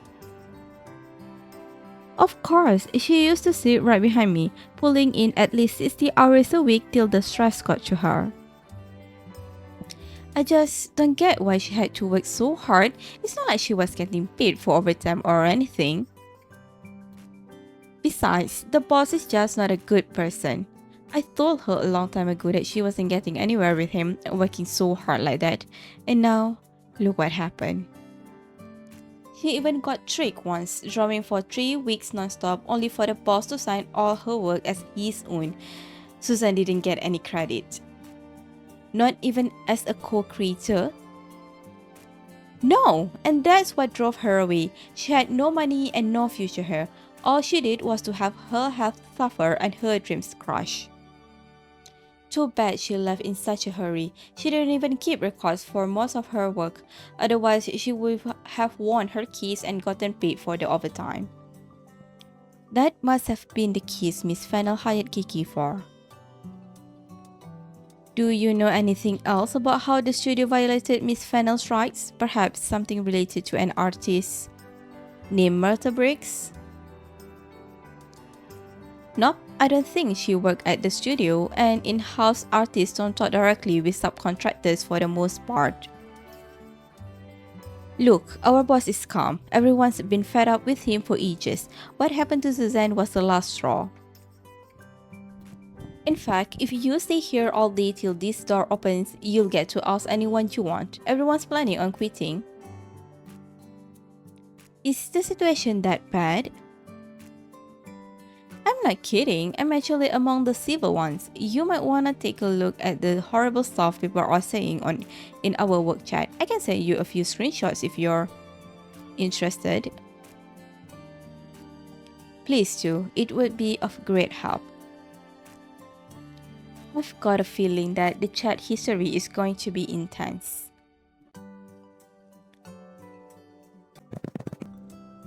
I've told you a million times, I'm just an accountant responsible for paying the subcontractors. You're putting me in a difficult position with all your questions about employees and their personal relationships. How am I supposed to know what Susan Fennel went through at work? So, you're saying you don't know anything about Miss Fennel's time here at the studio? Exactly, and I'm not really the social type, so I don't know much about people's interpersonal relationships at work.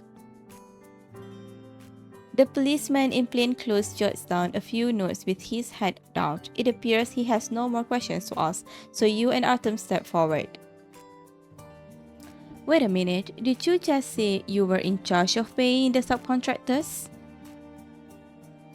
Then, have you ever heard of an artist named Myrtle Briggs? I believe she used to work with your studio.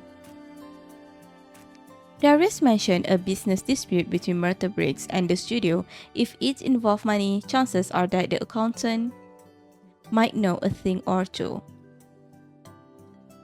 I only know a bit of, if that's what you're asking, and it's really not much. When I was making the payment, the actual amount was much less than what they had agreed on in the contract. Why? Wouldn't it lead to a dispute if you didn't pay according to what was stipulated in the contract? They said it was some sort of rule in the art circle, a kind of discount standard for poor quality work. Basically, you get to pay less. Was Myrtle Briggs' work of poor quality? I have no idea about that. I don't know anything about art, but it's very subjective, so who knows? At any rate, it's possible that the boss was driving a hard bargain. I've seen that happening a lot. We used to have subcontractors come looking for a fight, but the boss took care of most of them by himself. I was only in charge of keeping the books and sending the money. Everything else was way above my pay grade. Alright, thank you for your cooperation.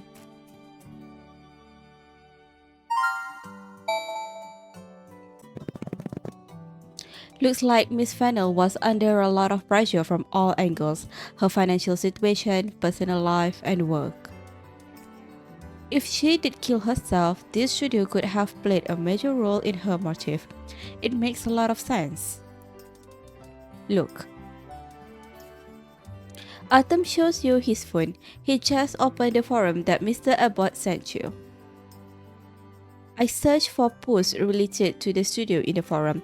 It appears the boss here has a terrible reputation. Terrible seems to be an understatement. Almost every single post is hurling insults and curses his way. But Miss Fennell's motive isn't our only concern now. At present, we're more inclined to conclude that they really did want to commit suicide together. If that was true, then the two of them must have had some kind of common ground for ending their lives. So, the question now is, why did Meta Briggs, the other person in the pack, want to kill herself? I don't think her motive is in close relation to the studio.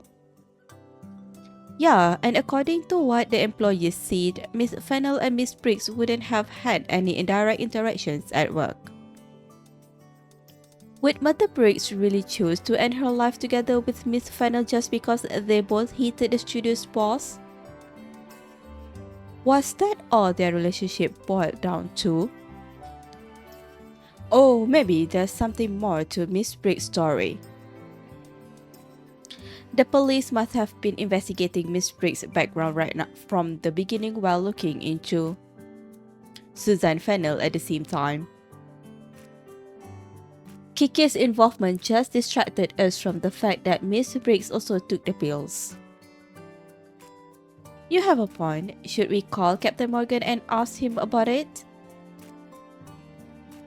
We don't have the location for the next interview yet, so we can also ask him about that while we're at it.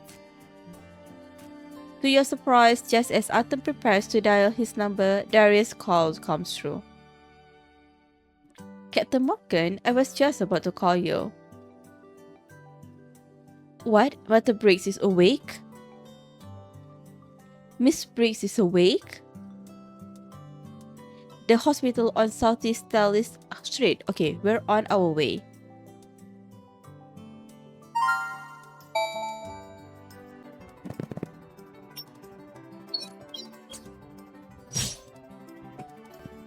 Clinic corridor.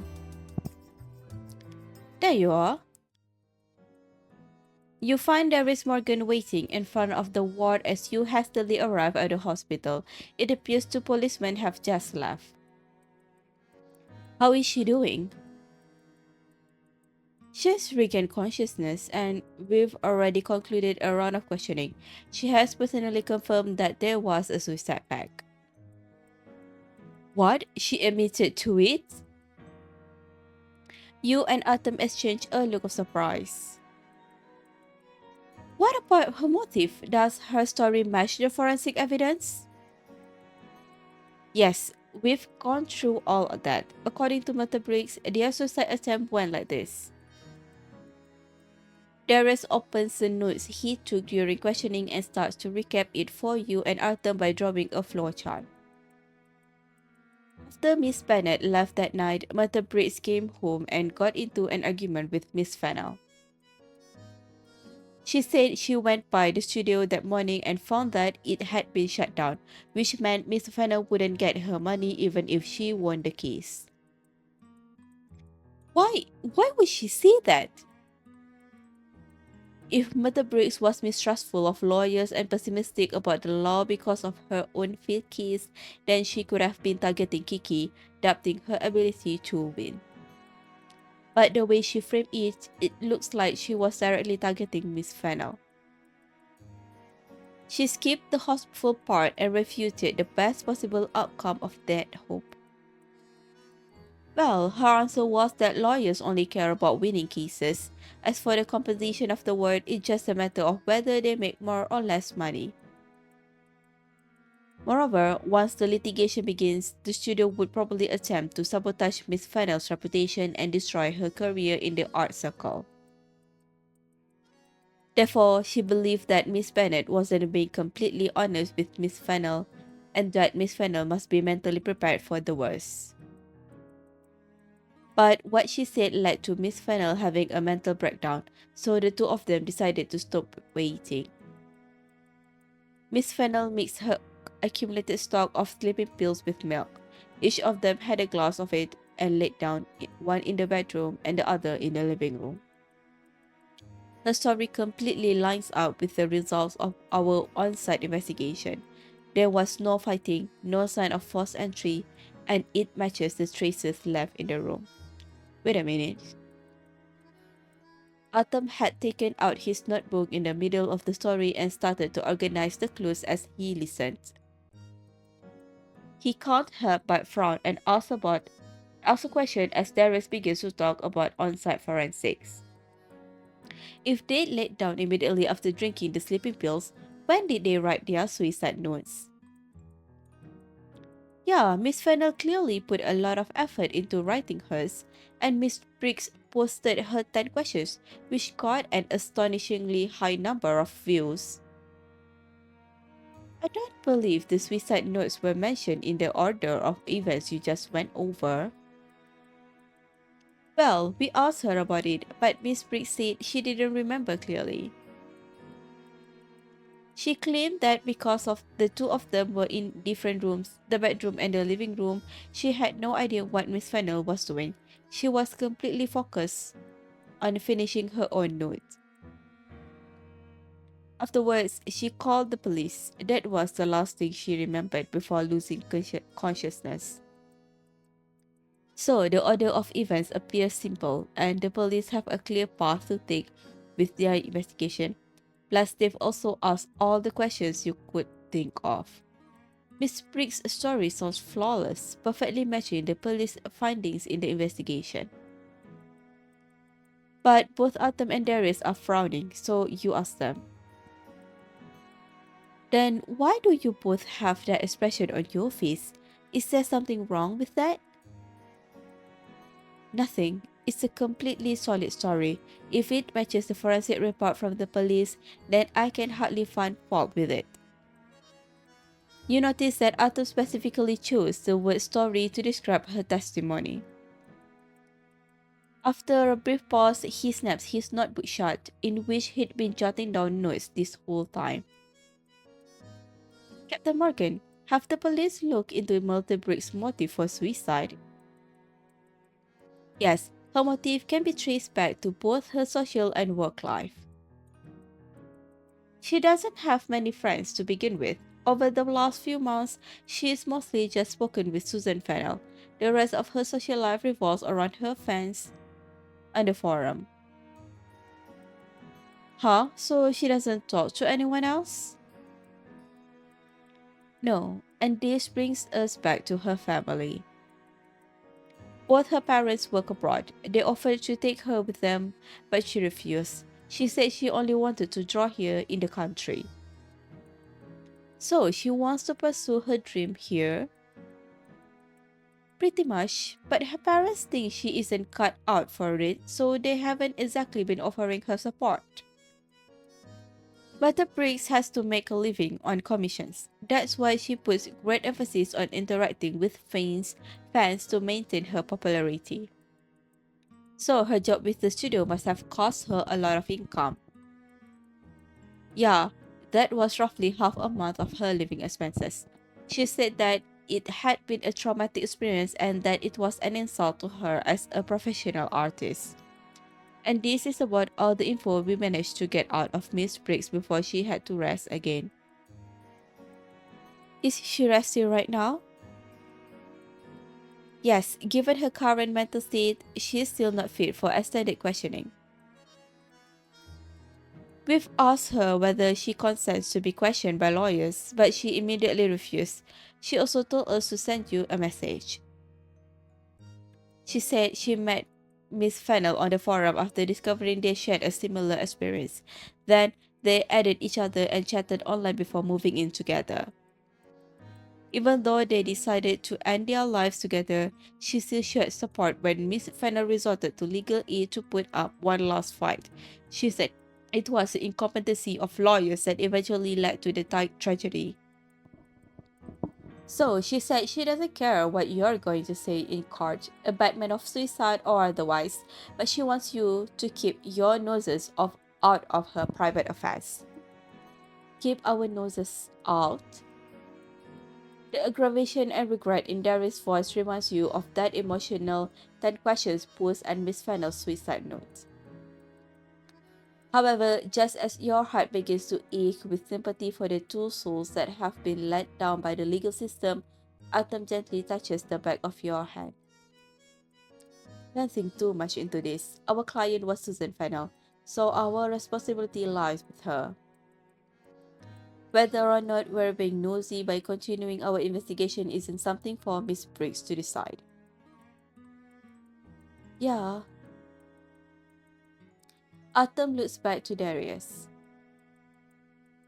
Will the police stop the investigation if you believe the suicide pact theory holds up?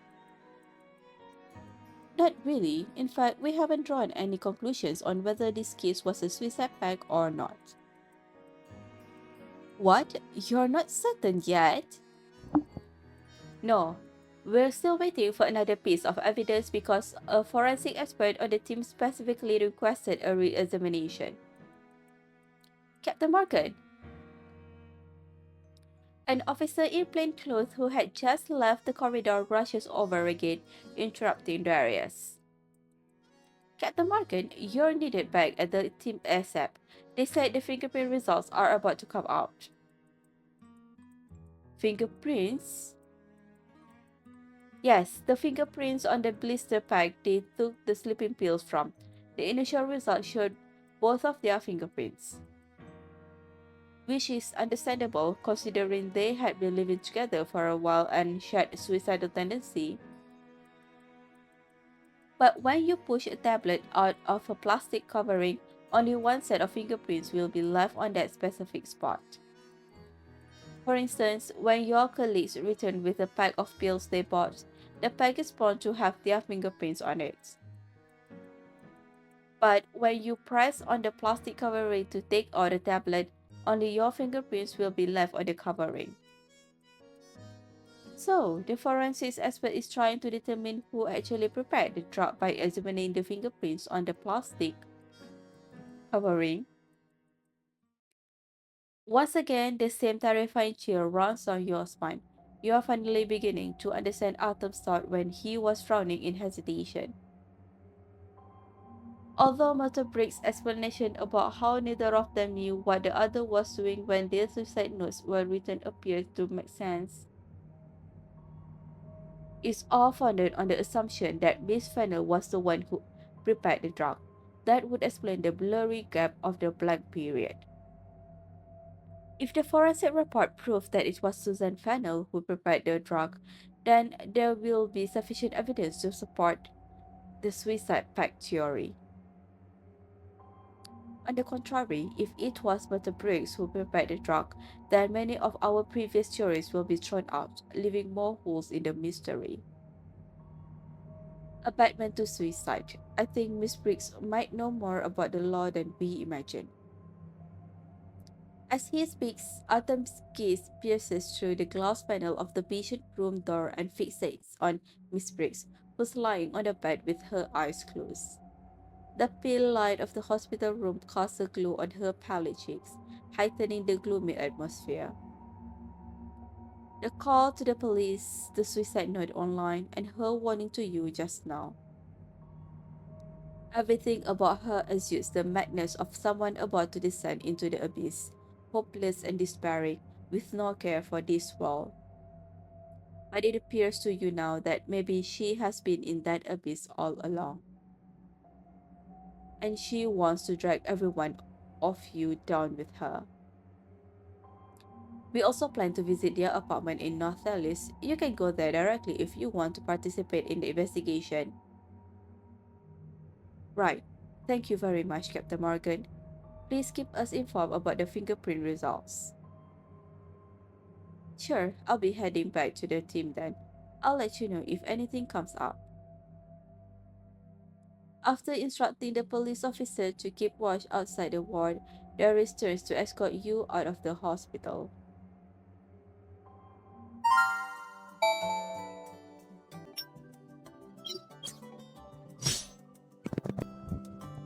You live above them, correct? Do you normally speak with them?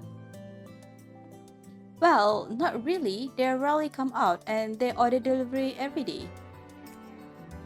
I only meet them if I go upstairs and they just happen to be getting their delivery or throwing out trash.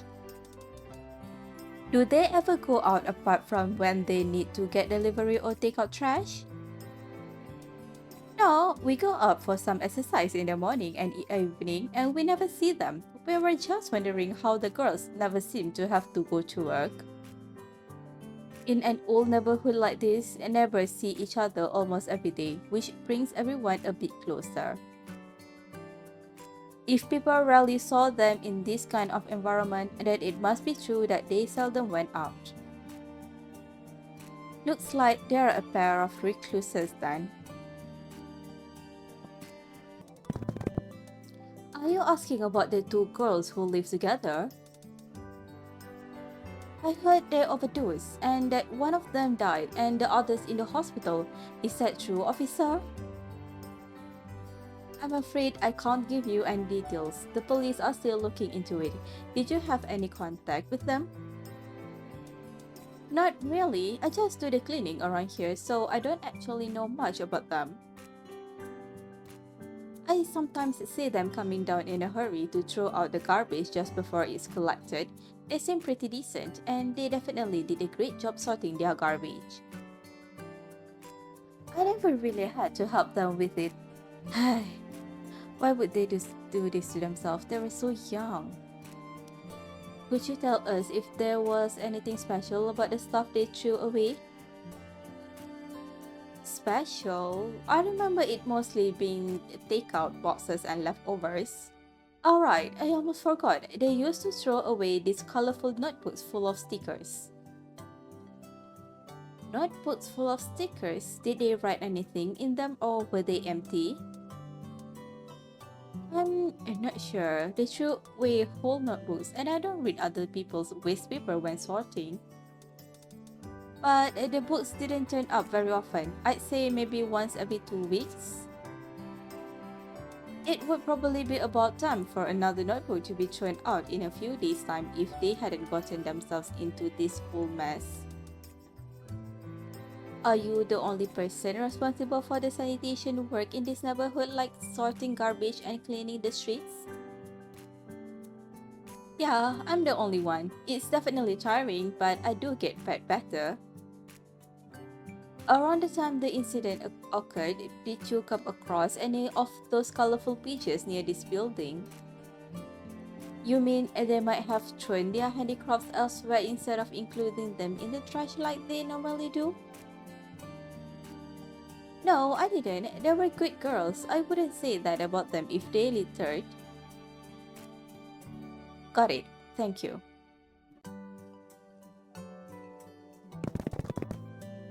Are you sure you heard them arguing on the day of the incident? What? Really? Yeah, but I didn't hear anything clearly. Still, it was the first time they had ever made such a racket. A racket? Was it just a regular argument or were there other noises, like perhaps items being thrown out? I don't think they smashed anything. It was just an argument, but it sounded like a pretty bad one, and it became quiet after a while. Did you catch anything about what they were arguing about, even a word or two? Well, it's hard to say. I didn't think anyone would lose their life over it, so I forgot most of it when I woke up the next morning. But now that I think about it, I remember someone mentioning, "So this is what you were after. You think I wanted to hurt you?" Something like that. I don't really remember anything else, and I don't think I should be telling you something I'm not sure about. That's alright. It's always better to stick to the truth when you can't remember things clearly. Okay, thank you for your cooperation. So, this is what you were after. Did Miss Fennel say that to Miss Briggs, or was it the other way around?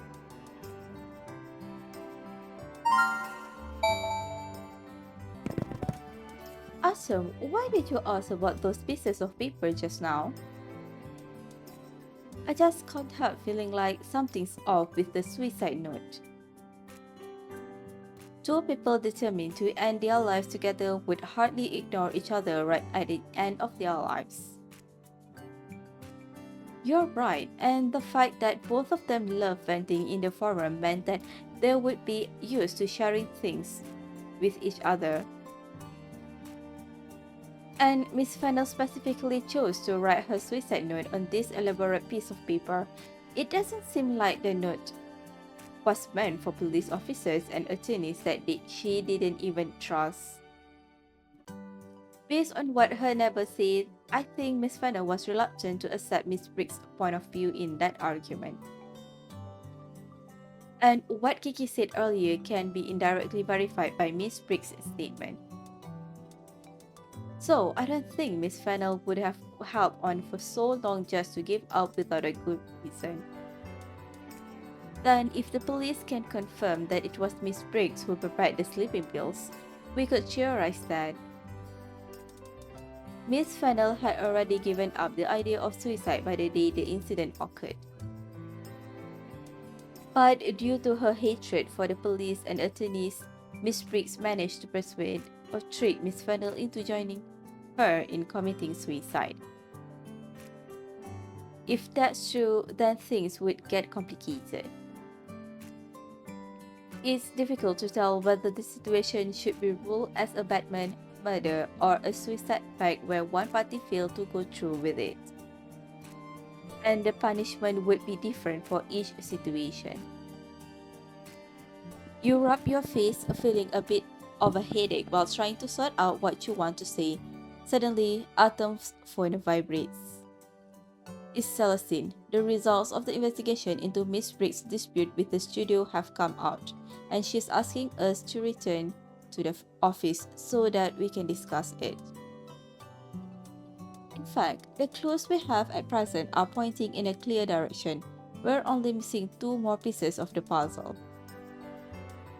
Yeah, as soon as we can figure out the truth about that suicide note and Miss Briggs' past, we'll be able to know what really happened. Maybe it's because you've seen too many twists to this case already, but you have a niggling feeling that the theory you just came up with might be proven wrong again.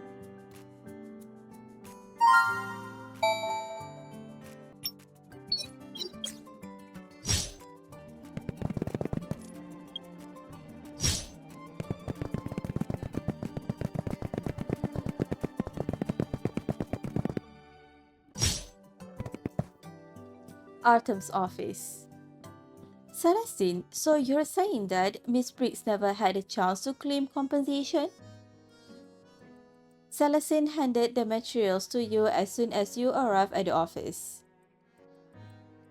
The case file is surprisingly thin, almost as if there was no evidence at all.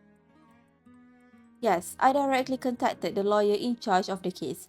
He said Mr. Briggs was never the victim in that case. Her piece was not even close to the studio's standards, and the difference was so obvious that even a layman could tell the difference. So, the price reduction, modifications, and change of authorship were all in line with this contract. The lawyer advised her to give up because he thought initiating a legal procedure would only be a waste of her time and finances. However, instead of reflecting on her own problems, Miss Briggs blacklisted the lawyer. If that was the case, then I could hardly think of a motive for suicide that fits her character. Yeah, compared to Miss Fennel's desperation and internal strife, Miss Briggs doesn't appear to have reflected on her own actions at all. If she was just blaming lawyers for everything, then she would hardly give up her life for a group of people she despises. It gets me thinking. Maybe we've been misled by that suicide note from the beginning. As you recall the suicide note that led you to believe that Miss Fennel was determined to die, a question that's been at the back of your mind resurfaces. But that suicide note was full of accusations against Kiki. Is Miss Fennel wasn't completely hopeless about the case as Miss Briggs claimed? Then why would she write something like that? I've also been thinking about the same question. So that's why Artem's been saying that the suicide note feels off despite being unable to point out exactly what the problem is. After a series of investigations, you have figured out their suicide pact, their motives, and some intentions unlike what you had expected in the beginning. But the suicide note, the key evidence with identified handwriting, fails to connect the dots. Yes, just what is the problem here? Are we missing something? Everyone present lapses into silence as you and Artem exchange a confounded look. Suddenly, Kiki lets out a soft next to you. You turn to look at her. What's the matter, Kiki? Nothing. I was just looking at the latest case summaries. Our colleagues have been working hard on all sorts of cases lately. Looking at their efforts always cheers me up when I'm feeling a little lost. She shows you her phone. It's a verdict announcement after the conclusion of a trial. Look, many of the firms I'm following have been dealing with some strange cases involving wrongful convictions, often because the police went after the wrong person. Why would the police go after the wrong person? Artem suddenly looks up, his gaze landing on a small spot of light amid the shadows by the window. He looks as if he grasps a thread of hope, albeit still hidden in the fog. Well, sometimes the evidence may point to the wrong person, which would lead to a major twist once the truth is revealed. It is entirely possible for the police to go after the wrong person. During investigations and trials, it's fairly common for something unexpected to come to light. Kiki still explains the situation, but all of you are fully aware that Artem never asks a question without reason. Did something click, Artem? I suddenly realized we missed a crucial step when we were formulating theories with the clues. This led to a deviation in the overall direction of our speculations. Huh? Under your shocked gazes, Artem opens the whiteboard on the tablet and writes down the word suicide note in the middle of the screen. We found a suicide note at the crime scene with contents that don't match the situation as we understand it. Therefore, the first thing we need to do is to verify its authenticity, that is, to ensure whether it was written by Miss Fennell herself. He draws an arrow on the suicide note pointing to the words handwriting identified and adds a check mark. The handwriting identification has proven that the note was indeed written by Miss Fennell. After verifying the authenticity of the suicide note, the next step is to look into the time it was written. Because the time of writing is, to a large extent, directly related to what happened. In other words, if the suicide note was written at an earlier time, then that would leave greater room for possibilities in the case, which would make it much more difficult to determine the motive for suicide. However, based on the dryness of the ink, the police have verified that the note was written within 10 hours of the incident. But doesn't that mean there isn't any fault with the suicide note? Not really. Think about what that note looked like. It looked like it's all because of your incompetence that I no longer have a place in this world. I'd place all my hope in you with utmost sincerity. But what did you do? You knew you couldn't do it, yet you wasted so much of my time. I only grew even more depressed by the day. Are you trying to tell me that this is what all lawyers are like? Spare me the nonsense. The suicide note is elaborately decorated with colorful stickers, leaving little space for writing, which makes it appear all the more cramped. It finishes with a sentence indicating its author's determination to commit suicide. I'm done. I can't stand living like this anymore. After hearing Artem softly read a few lines, you can't help but frown. A little wordy, don't you think? I can tell that Miss Fennel was pretty angry, but she didn't really lash out. That note appeared a little cramped because most of the space is occupied by elaborate stickers. Wait, a new thought comes to mind as Artem gently nods at you. That suicide note, could there be more of it that we haven't seen? Precisely, we didn't look into the integrity of that note. What? Is that even possible? But there was nothing at the crime scene that would indicate the existence of a second half. Wouldn't your inference lack evidence? Firstly, this is hardly an inference, but a possible speculation of mine based on the fact that Miss Fennel's suicide note doesn't really make sense. Since we don't understand its content, it might be helpful to think about another question. Why was it left like this? In other words, what was there to gain from leaving it like this? To accuse me? The note is filled with accusations against lawyers lacking the ability to bring justice to their clients. That much is true. However, it is not without issue. The content of a suicide note accusing another is fairly predictable. It would go like, "It's all your fault." The bottom line is you point out the target of your accusations.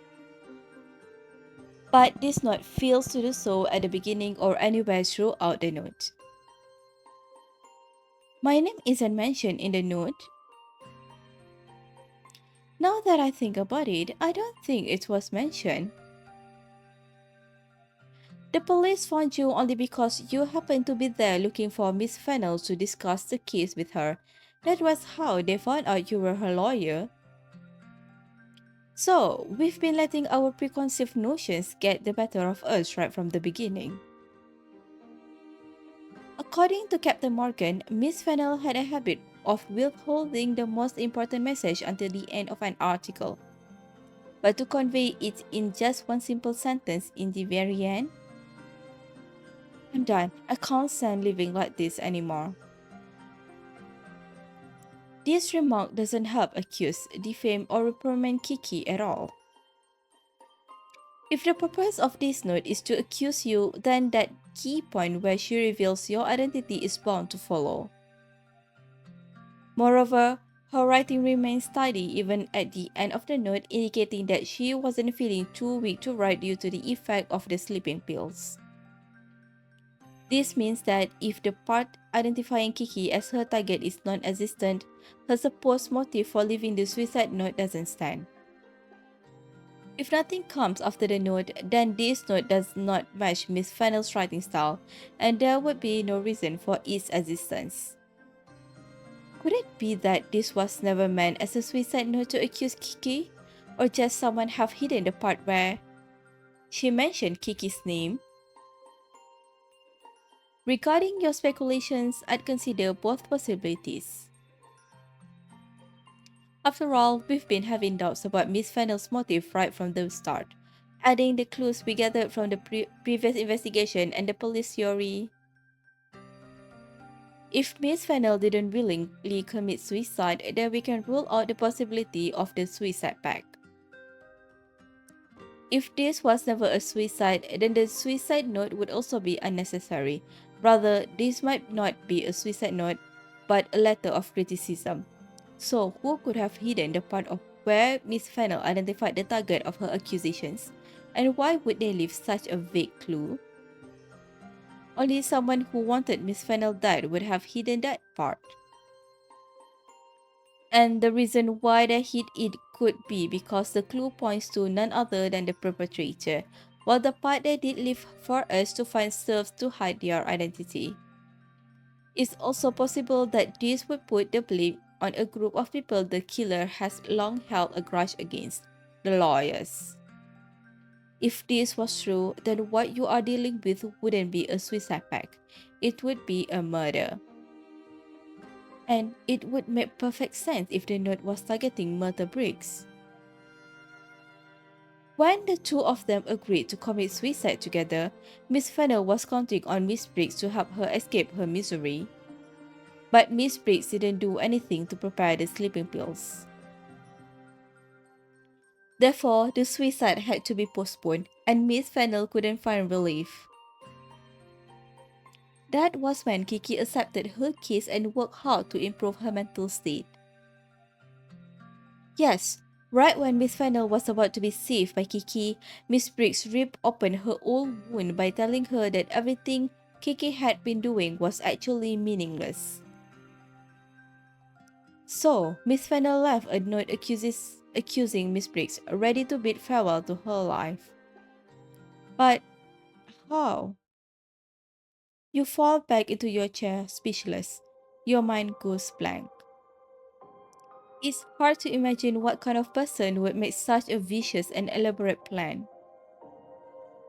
In the darkest hour of her life, Miss Vanna believed that she and Miss Briggs were like a pair of black swans discarded by the world with the same readiness to die. She genuinely believed that the only thing awaiting them was a quiet death in the forest. But in reality, she was the only person who ever got abandoned. Mother Briggs, the black swan companion whom Miss Fennel wanted to live and die with. Like what the receipt, this case is simple, almost excessively so. The only issue begging the question from the side had been the motive. But it was precisely because of the unclear motive that you have gone down this winding path, encountering many obstacles along the way. The reason behind all these difficulties wasn't because the motive was difficult to think of. Rather, it was because you greatly underestimate the depth of hatred and viciousness of a person could harbor. But didn't you say that it's just a theory of yours? We need to talk to with the police to gather concrete evidence. And the police won't have the same reasons to trust in Kiki's abilities as we do. Regarding the suicide note or the idea of there being a second half to the accusation letter, do you have any other clues that could back it up? Or any inkling about where that second half could be? I believe so. Celestine is right. Artem's theory is still just a theory. Even if it can explain everything, you still need concrete evidence to prove it. Besides, the police will hardly mobilize their resources to verify a theory with no evidence to back it merely because you brought it up. Your next action must be based on evidence. You require physical evidence, but the witness statements have already shed some light on the issue. The cleaner in charge of the area around Miss Fennel and Miss Briggs' residence claimed that they often threw away full journals with their household garbage. But she has only seen complete notebooks and not separate pages, which means they were not in the habit of cutting pages out of their journals. Additionally, the police didn't find any traces of recently destroyed paper in their residence or anywhere nearby. If there really is more to the note, I think it must be at the hospital. Mother Briggs has just woken up and is still incapable of getting out of her room. If a search of her room yields no results, then we'll have to admit we made the wrong speculation. But you can hardly imagine what the truth will be like if this theory is proven wrong. I'll call Captain Morgan and ask the police to investigate the whereabouts of the possible second half of that note. Artem extends his hand to you while you're still seated. Huh? We should also go to the hospital on Southeast Sally Street. According to what Captain Morgan said earlier, the fingerprints on the blister pack should be out soon. Whatever the results are, this should be the end of it. I believe they could use our help there. Right, whatever happens, you're only a few steps away from the end. The second part of the suicide note, the fingerprint on the blister pack, this case will be solved as soon as any of these details are verified. Whether or not Tamis, Artem, Kiki, and countless colleagues implicated in this mess can have their public reputation restored rests on these details.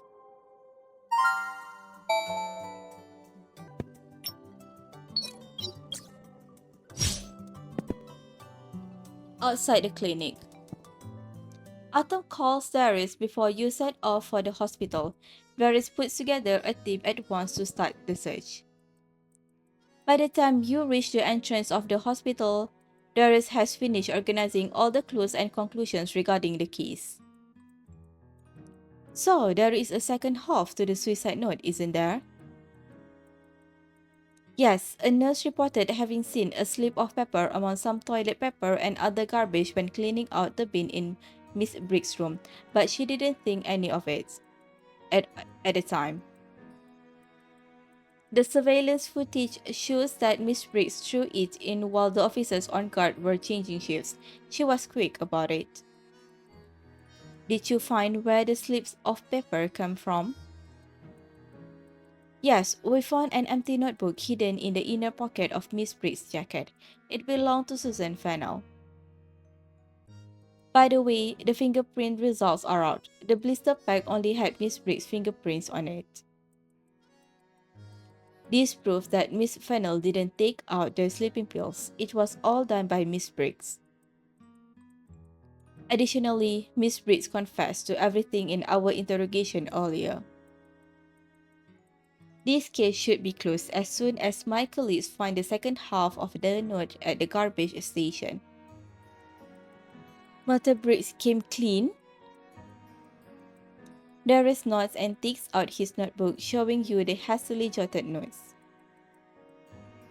After the fingerprints were in, the director came to watch over the interrogation in person, so I didn't have a chance to send you the results immediately.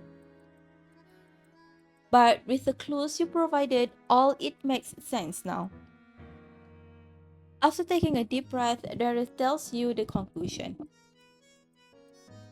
The suicide pact had always been a lie. It wasn't just us that she fooled, but Susan Fennell as well. Mother Briggs' goal has always been to kill Miss Fennell. What? Artem takes the notebook from Darius, flips to the start of the interrogation record, and starts to go over it page by page with you. The seemingly simple case turned out to be incredibly complicated. You're struggling to keep up with the notes, becoming increasingly shocked by the truth. The actual order of events of this case was very similar to Miss Briggs' previous explanation. The difference being that it was Miss Briggs who prepared the 2 glasses of milk mixed with sleeping pills. She tricked Miss Fennell into drinking it after their argument. According to her earlier account, she persuaded Miss Fennell into preparing the drug after the argument, and the two of them chose to end their lives together. So, the only difference lies in the identity of the person who took the initiative, which explains why the police had a difficult time finding that breakthrough in on-site investigations. But if that were the case, why did Miss Briggs risk drinking the milk? She was well aware that there was a large amount of sleeping pills in it. She could have died from it. Do you remember her call to the police? Yes, she asked the police to collect their bodies, which means she must have thought she would die. Huh? Hold on. Did she call the police so that they could save her? And she phrases it that way to make it sound as if she was really determined to die and thought she would not be safe. Looks like you've also figured it out. Mother Briggs had been predicting her own death all along, and it wasn't just the call. There are also the scheduled forum posts, right? She wasn't just predicting her death, it almost appears as if she wanted to actively convince everyone about her determination to die. In fact, be it a call or the post, the police would do their best to save her as soon as they were informed of the situation. So they got there ASAP and managed to save her just as she expected, but things turned out differently for Miss Fennel. It appears that Miss Briggs had done extensive research and made a detailed plan covering all aspects during the time she was postponing the suicide plan. Her investigation even included legal liability. Think of the message Darius relayed during your last visit to the hospital. Do you recall the look in Artem's eye when he heard the words abetment to suicide? Did he already have an inkling of Miss Briggs' nefarious plan back then? When she mentioned abetment to suicide, I had a feeling that she must have done some research into the different scenarios of legal liability in the case of a suicide pact. The emphasis of her research being in the situation where one party does not actually die. When two people are involved in a suicide pact and both have gone through with it while one person survives and the other dies, the survivor would not be held criminally liable. Her plan has always been to replicate this scenario. In order to achieve that goal, she even risked drinking the same poison. So here is the truth we managed to piece together based on the interrogation and the recent interviews. Miss Fennel did manage to pull herself together thanks to Miss Bennet's encouragement. She even booked a trip with a travel agency. She intended to travel with Miss Briggs so that she could give her the same sort of encouragement. But as far as Miss Briggs was concerned, the change in Miss Fennel went completely against her plan, which led to a fierce argument between the two. After that, Miss Fennel returned to her room alone, wrote a farewell letter to Miss Briggs, and was preparing to move out. But Miss Briggs was afraid Miss Fennel would reveal her plan, so she chose to kill Miss Fennel and proceed with the plan, making sure that she herself would be safe. After all, Miss Briggs had planned to take the drug and get rescued and pin the blame on another right from the beginning. As it happens, the only change was that Miss Fennel wouldn't take the poison willingly. Miss Briggs had to trick her into doing it. Miss Briggs was obsessed with the idea that she hadn't received help from her lawyer, so it appeared unfair to her that Miss Fennel stopped thinking about suicide thanks to Miss Bennet's help. So, she brought a glass of warm milk to Miss Fennel as a token of apology. After Miss Fennel passed out, Miss Briggs discovered the farewell letter. She was furious when she saw it, but after reading through the letter, she discovered that she could pin the blame on Miss Bennet by hiding the second half of it. And that's the reason why we found the letter disguised as a suicide note. This plan of hers dealt a fatal blow to the art studio she heated to the core, and lawyers as a whole are being hated by the public. If Mother Briggs truly hated Miss Fennel so much that she wanted her dead, then this plan has helped her kill 3 birds with one stone. But what kind of grudge did she have against Miss Fennel? I thought their paths only crossed because of that studio. Surely Miss Briggs couldn't have hated it so much as to want everyone in it dead. Could we ask Miss Briggs about her motive now? We'd like to do it in person, if that's possible. Okay, the case is almost solved and her condition has stabilized. We will arrange a transfer soon so that she can better cooperate with our investigation. If you have any questions, now would be a good time to ask them. Darius' phone rings and he pauses to pick it up. It's a short call. He turns to you again after a brief word or two. I just received news that Dave found the second half of Miss Fennel's farewell letter at the dump. The contents of it point directly to Mother Briggs, so Kiki is completely off the hook. Really? At the beginning of the case, what you wanted most was to get Kiki out of this mess. However, now that you have finally achieved this goal, you're far from being as happy as you thought you would. You've been worried that the case would tarnish Kiki's poor and sensitive heart, making it impossible for her to pull herself together again. But now it turns out that although Kiki is safe from harm, another girl has been betrayed to the point of ruin. Well then, let's go. All that's left to do is to confirm the motive. Let's get to it.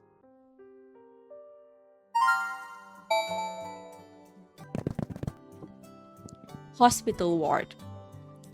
Unlike last time, Mata Briggs isn't resting in bed. Instead, she's gazing gloomily out of the window as if cherishing the last moment she'll see of the boundless sky. She refuses to pay you any attention when you enter the room, turning her head in annoyance only when Artem gently knocks on the door. What? The police have just finished. Are you also along for the ride, Mr. Wing? You've heard of me? You're well aware of my opinion on lawyers and Tammys. Of course I know about you. In just a few words, you finally realize what the rest meant. Mata Briggs still shows no remorse even now.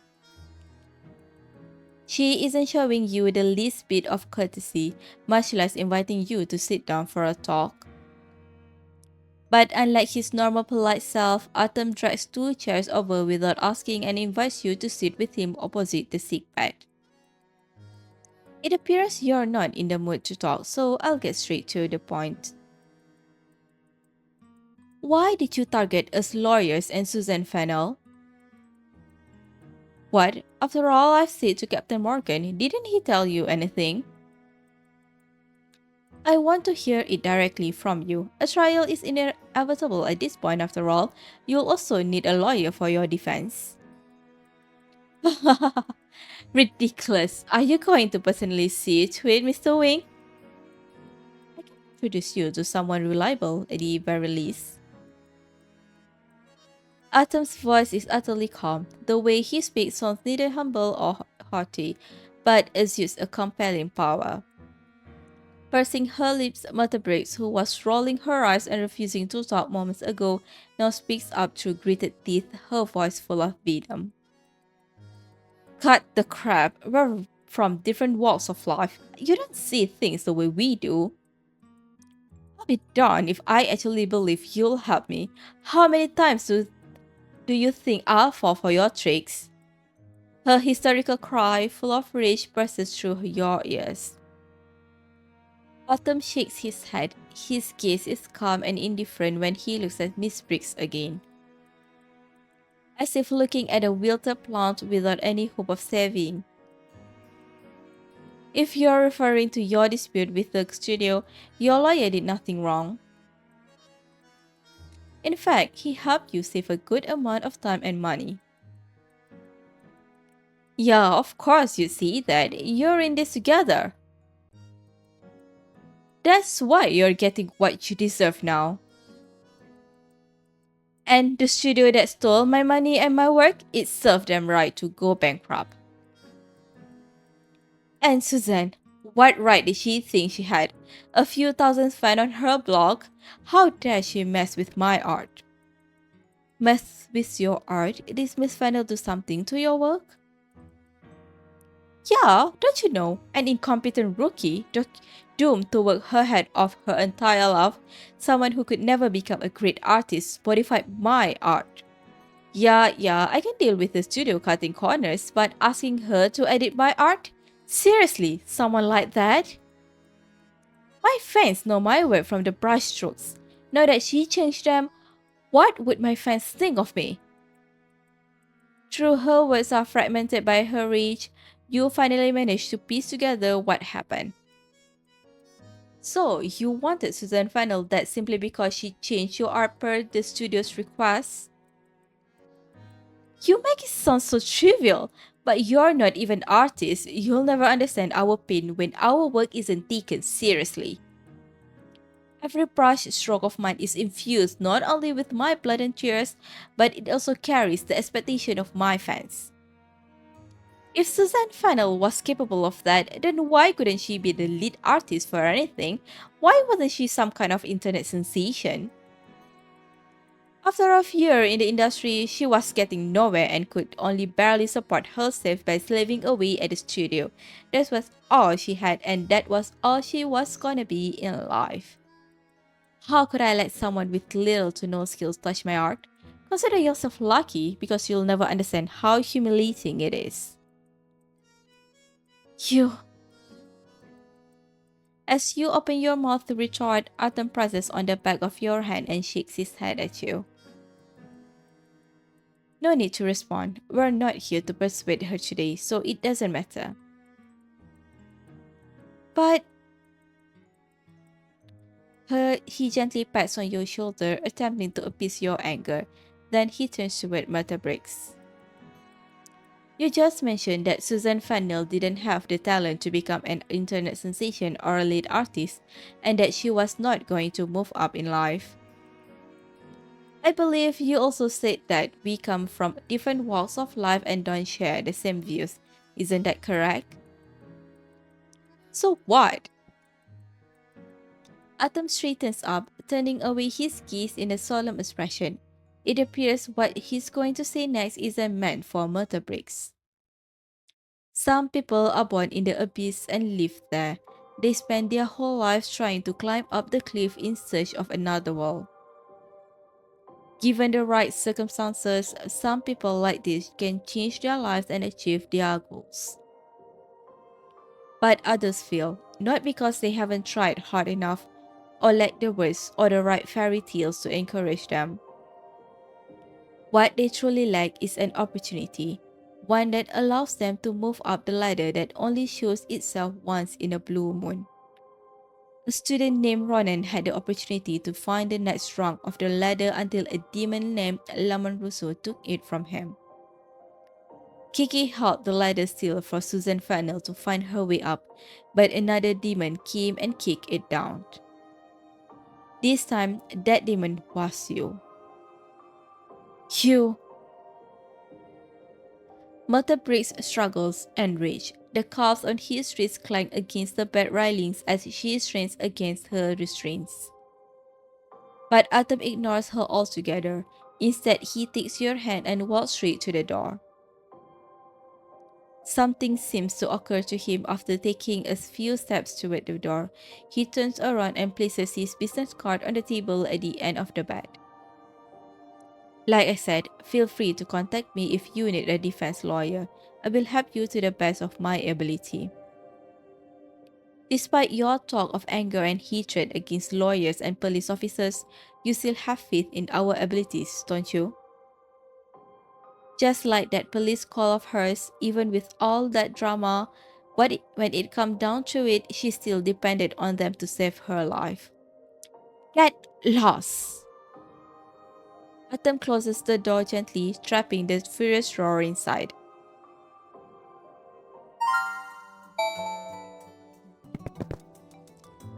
So the truth is out, neither you nor Artem feel like smiling. You don't even know what to say to each other as you walk along the road. After a few steps, Artem's phone vibrates in his pocket, breaking the silence. What's up? It's from Captain Morgan. He wants us to go to the police station and discuss the announcement. Okay, let's hurry there then.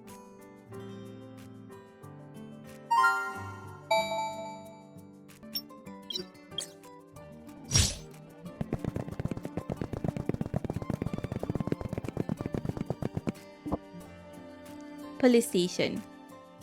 How was your conversation with Murder Briggs? At the police station, Darius is sorting out materials with an assistant officer. We got everything we need, but it wasn't exactly a pleasant talk. I guess she treated you the same way she did to us. She was far from friendly when we questioned her. But one thing still troubles me. I don't think she's had any major setback in life, has she? And it appears her parents have provided her with the education she needed. So, what's gotten into her? How would you explain her radical tendencies? but that we actually believe it has something to do with this here. Darius pushes over a stack of paper from across the table. The content printed on the paper has been extracted from a good number of posts in the forum. You've got to teach that amateur a lesson. She's walking all over you. Opie's gotta keep her in line. Amateurs with no self-awareness deserve to die. What are these posts and replies? They're all so extreme. 9 out of 10 are cussing out Miss Fennel or her family. This appears to be a new trend in the forum. When someone has a problem with another person, they'll publish an anonymous post cursing them out instead of trying to resolve these things. These comments were posted after Susan Fennel edited Miltebrick's work. Look at them. Most were instigating Miss Briggs to seek vengeance. Right. But is it really necessary to use such radical language in the comments? This is a persistent issue regarding speech on the internet. The assistant brings you tea. Artem places a cup in front of you before grabbing his own and taking a sip.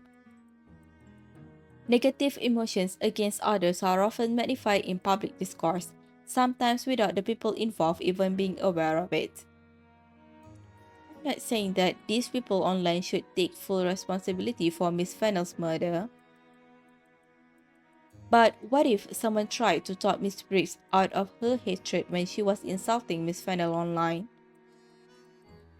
What if someone had said some kind words when Miss Fennel posted these Black Swan pieces? The police will, of course, enforce the law and seek to regulate all actions that could potentially do harm to citizens. But at the root of it, regulation in this respect calls for the joint efforts of the police and the legal community. Yeah, now that the case is closed, both lawyers and the police will have their reputation restored once the announcement is made. But does it really end with that? Not really. Like Darius said, the law needs to be improved. So does this environment. People could use a positive example. What you hope for is not the illusion of achieving world peace overnight, but a gradual change. When people try to get themselves out of their ruts in search for a better life, you wish more people would be there to hold the ladder for them. Or at the very least, they won't pull away the ladder and let the climbers fall into the abyss. You're right, Captain Morgan. We do need to put forth more effort in this respect. But with regards to the announcement, Themis might do it in a different way. Huh? Have you talked to Celestine about it? Both you and Darius looks at Artem in confusion, but he responds with a casual smile. Have you forgotten? I have more than one sharing session at Stelis University. Are you going to keep doing it? Yes, this chapter isn't closed for me until the end of the next session. After finishing the sentence, Artem drinks the remaining tea from his cup and touches each stream thoughtfully. I was anxious before because I knew how hard it could be to fundamentally change a person's mind. And I'd be facing tens of thousands of people. But I insisted on sharing my ideas with everyone because I wanted to skip a stone and stir up a ripple across the tranquil lake. I wasn't worried that there wouldn't be any ripples. I was afraid the ripples wouldn't be big enough and that I wouldn't have enough stones to skip. So I need to throw them as fast as I can and with all my might so that I could have the opportunity to see the ripples come back. But it surprised me that the first ripple came back so fast. He opens the official blog of Tammy's law firm on his phone. Amidst the long string of curses in the comment section, there are finally some voices of support popping up. And all the people voicing their support appear to have learned a lot from Artem's first siren session.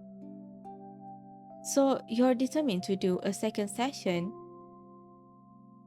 In that case, we're also looking forward to your live stream. Let's go. Time to get ready for the next session. Public opinion might even change during this one. At this stage, we must make sure everything is perfect. Alright? Picking up both his bag and yours, Artem extends his other hand to hold yours, your fingers interlocking. Nothing will go wrong if we do this together.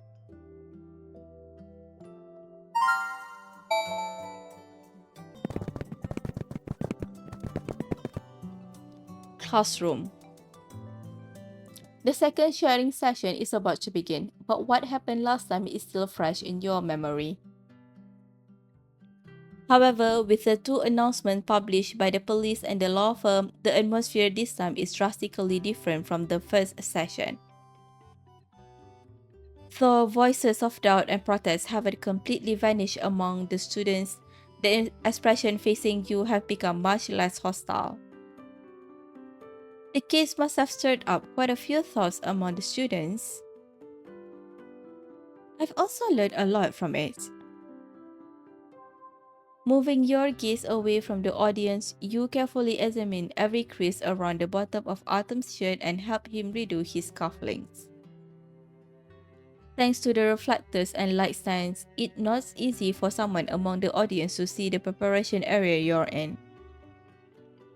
Still, after you've taken care of every detail on his shirt that could appear on camera, Artem stops you, looking somewhat embarrassed. 그냥 강의하러 가는 건데 이렇게까지 이미지 관리를 해야 해요? Of course, it's important to pay attention to every detail. Come on, sit down and let me do your hair. You pat the two chairs under the podium as you speak. 알겠어요. Artem sits down as you instructed, letting you examine his well-groomed hair. Judging from his usual style of dressing, his current appearance is obviously impeccable. But you have some ideas of your own, which is why you intercepted him before he went up to the podium. I noticed that your expression wasn't quite natural when we entered the classroom together. 그랬나요? Yeah, as a matter of fact, you still have a bit of a poker face right now. The students might have shown a bit radical last time because of the public opinion, but I'm sure you can relax a bit into this session. Now that the case is over, the gap between students and professors has started to close, but in order to really fix the relationship, everyone has to be willing to warm up to each other. Try and strike a balance between serious and friendly. That will make it easier for the students to accept your point of view. Smile! You tap lightly on a corner of Artem's lip with your fingertips. 알겠어요. 이렇게 하면 돼요? Pretty much. Artem finally lets out a laugh as you poke fun at each other. His expression becomes less solemn as he glances again at the audience seats behind the staff. 사실 나도 학생들에게 별다른 생각을 갖고 있지 않아요. 지금 언론의 방향이 바뀐 건 사건 조사 결과가 발표됐기 때문이죠.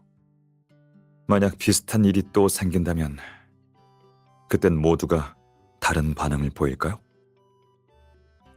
Yeah, we only solved the case. That alone hardly clears up everyone's confusion. You reach out for Artem's tie as you speak. That's why we, as legal practitioners, must show them the skills of justice. 이건 It's a gift for you. In the middle of his thigh, right where your fingertips just brush over, is a small golden scale. You had the tie clip custom made for Artem after Lamont Russo was taken into custody. 당신 Do you like it? Artem appears to be restraining a certain impulse in front of the crowd as he softly places his hands on your cheeks. 그럼요. 당연히 마음에 들어요. Great. I think I understand the reason why you insisted on participating in these sharing sessions and said those things during the first lecture. You look down with a smile, continuing to adjust his tie. Many people are aware of the legal process but don't fully understand it. They may appear to be voicing their opinions based on a sudden burst of passion, but more often than not, they are driven only by the desire to keep up a good appearance and attack opposing opinions. So much for those who don't know about the law. If those with legal knowledge also let their rationality be dictated by emotions, like motor brakes, 그럼 분명 돌이킬 수 없는 피해를 입게 되겠죠. Susan Fennell's death has cast an indelible shadow on all those aware of the details of the case. The facts are by no means gory, but the viciousness hidden between people waiting to burst out at any time is no less than absolutely terrifying. Those facing the sun are blind to the shadow behind them. How can a person predict the blades that might strike from the darkness?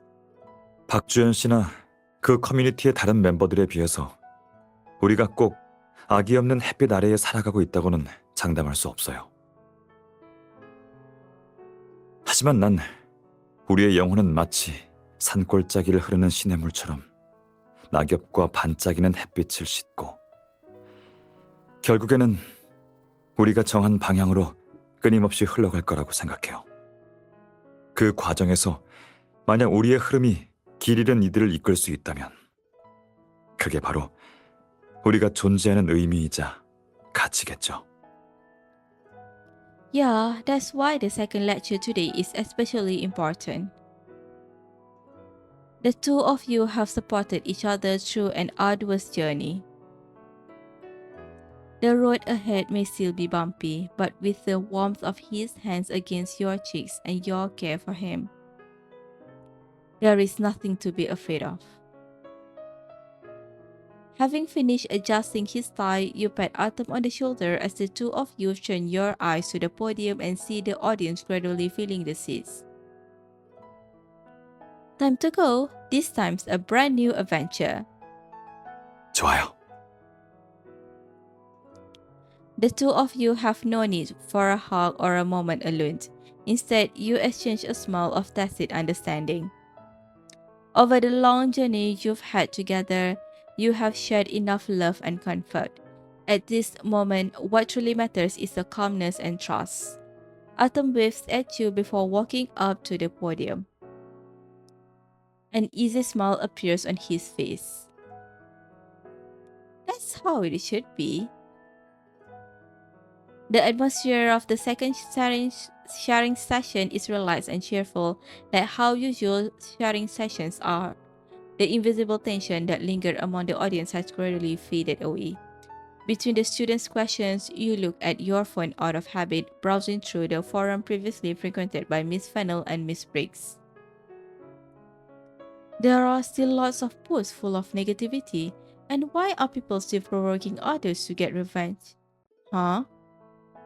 Amid the negative sentiments, a vibrantly colored sunflower catches your eyes. Beneath the sunflower is a warm message from the poster. Look what I saw this morning. The sunflower is in full bloom. Isn't it lovely? Good luck to you, Opie. Good luck. Looking at the radiant figure at the podium, you hold back a smile and raise your phone, positioning the sunflower on the small level as Artem. 변호사로서 우리는 의뢰인의 권익을 지키는 것뿐만 아니라 법적 정의를 지키는 것 역시 그에 못지않게 중요합니다. 의뢰인이 변호사가 굳게 지키는 법적 정의를 신뢰해야만 우리에게 비로소 더 많은 사람들을 도울 수 있는 기회가 생길 겁니다. Lawyers are like mountain streams, showing the way for wanderers, or like sunflowers, blessed by the sun and passing on that fortune to many others. In this way, the skills of law we uphold and defend will contribute to all the world's wonders. You put away your phone with a smile, joining the students in receiving the strength radiating from that ray of sunshine at the podium.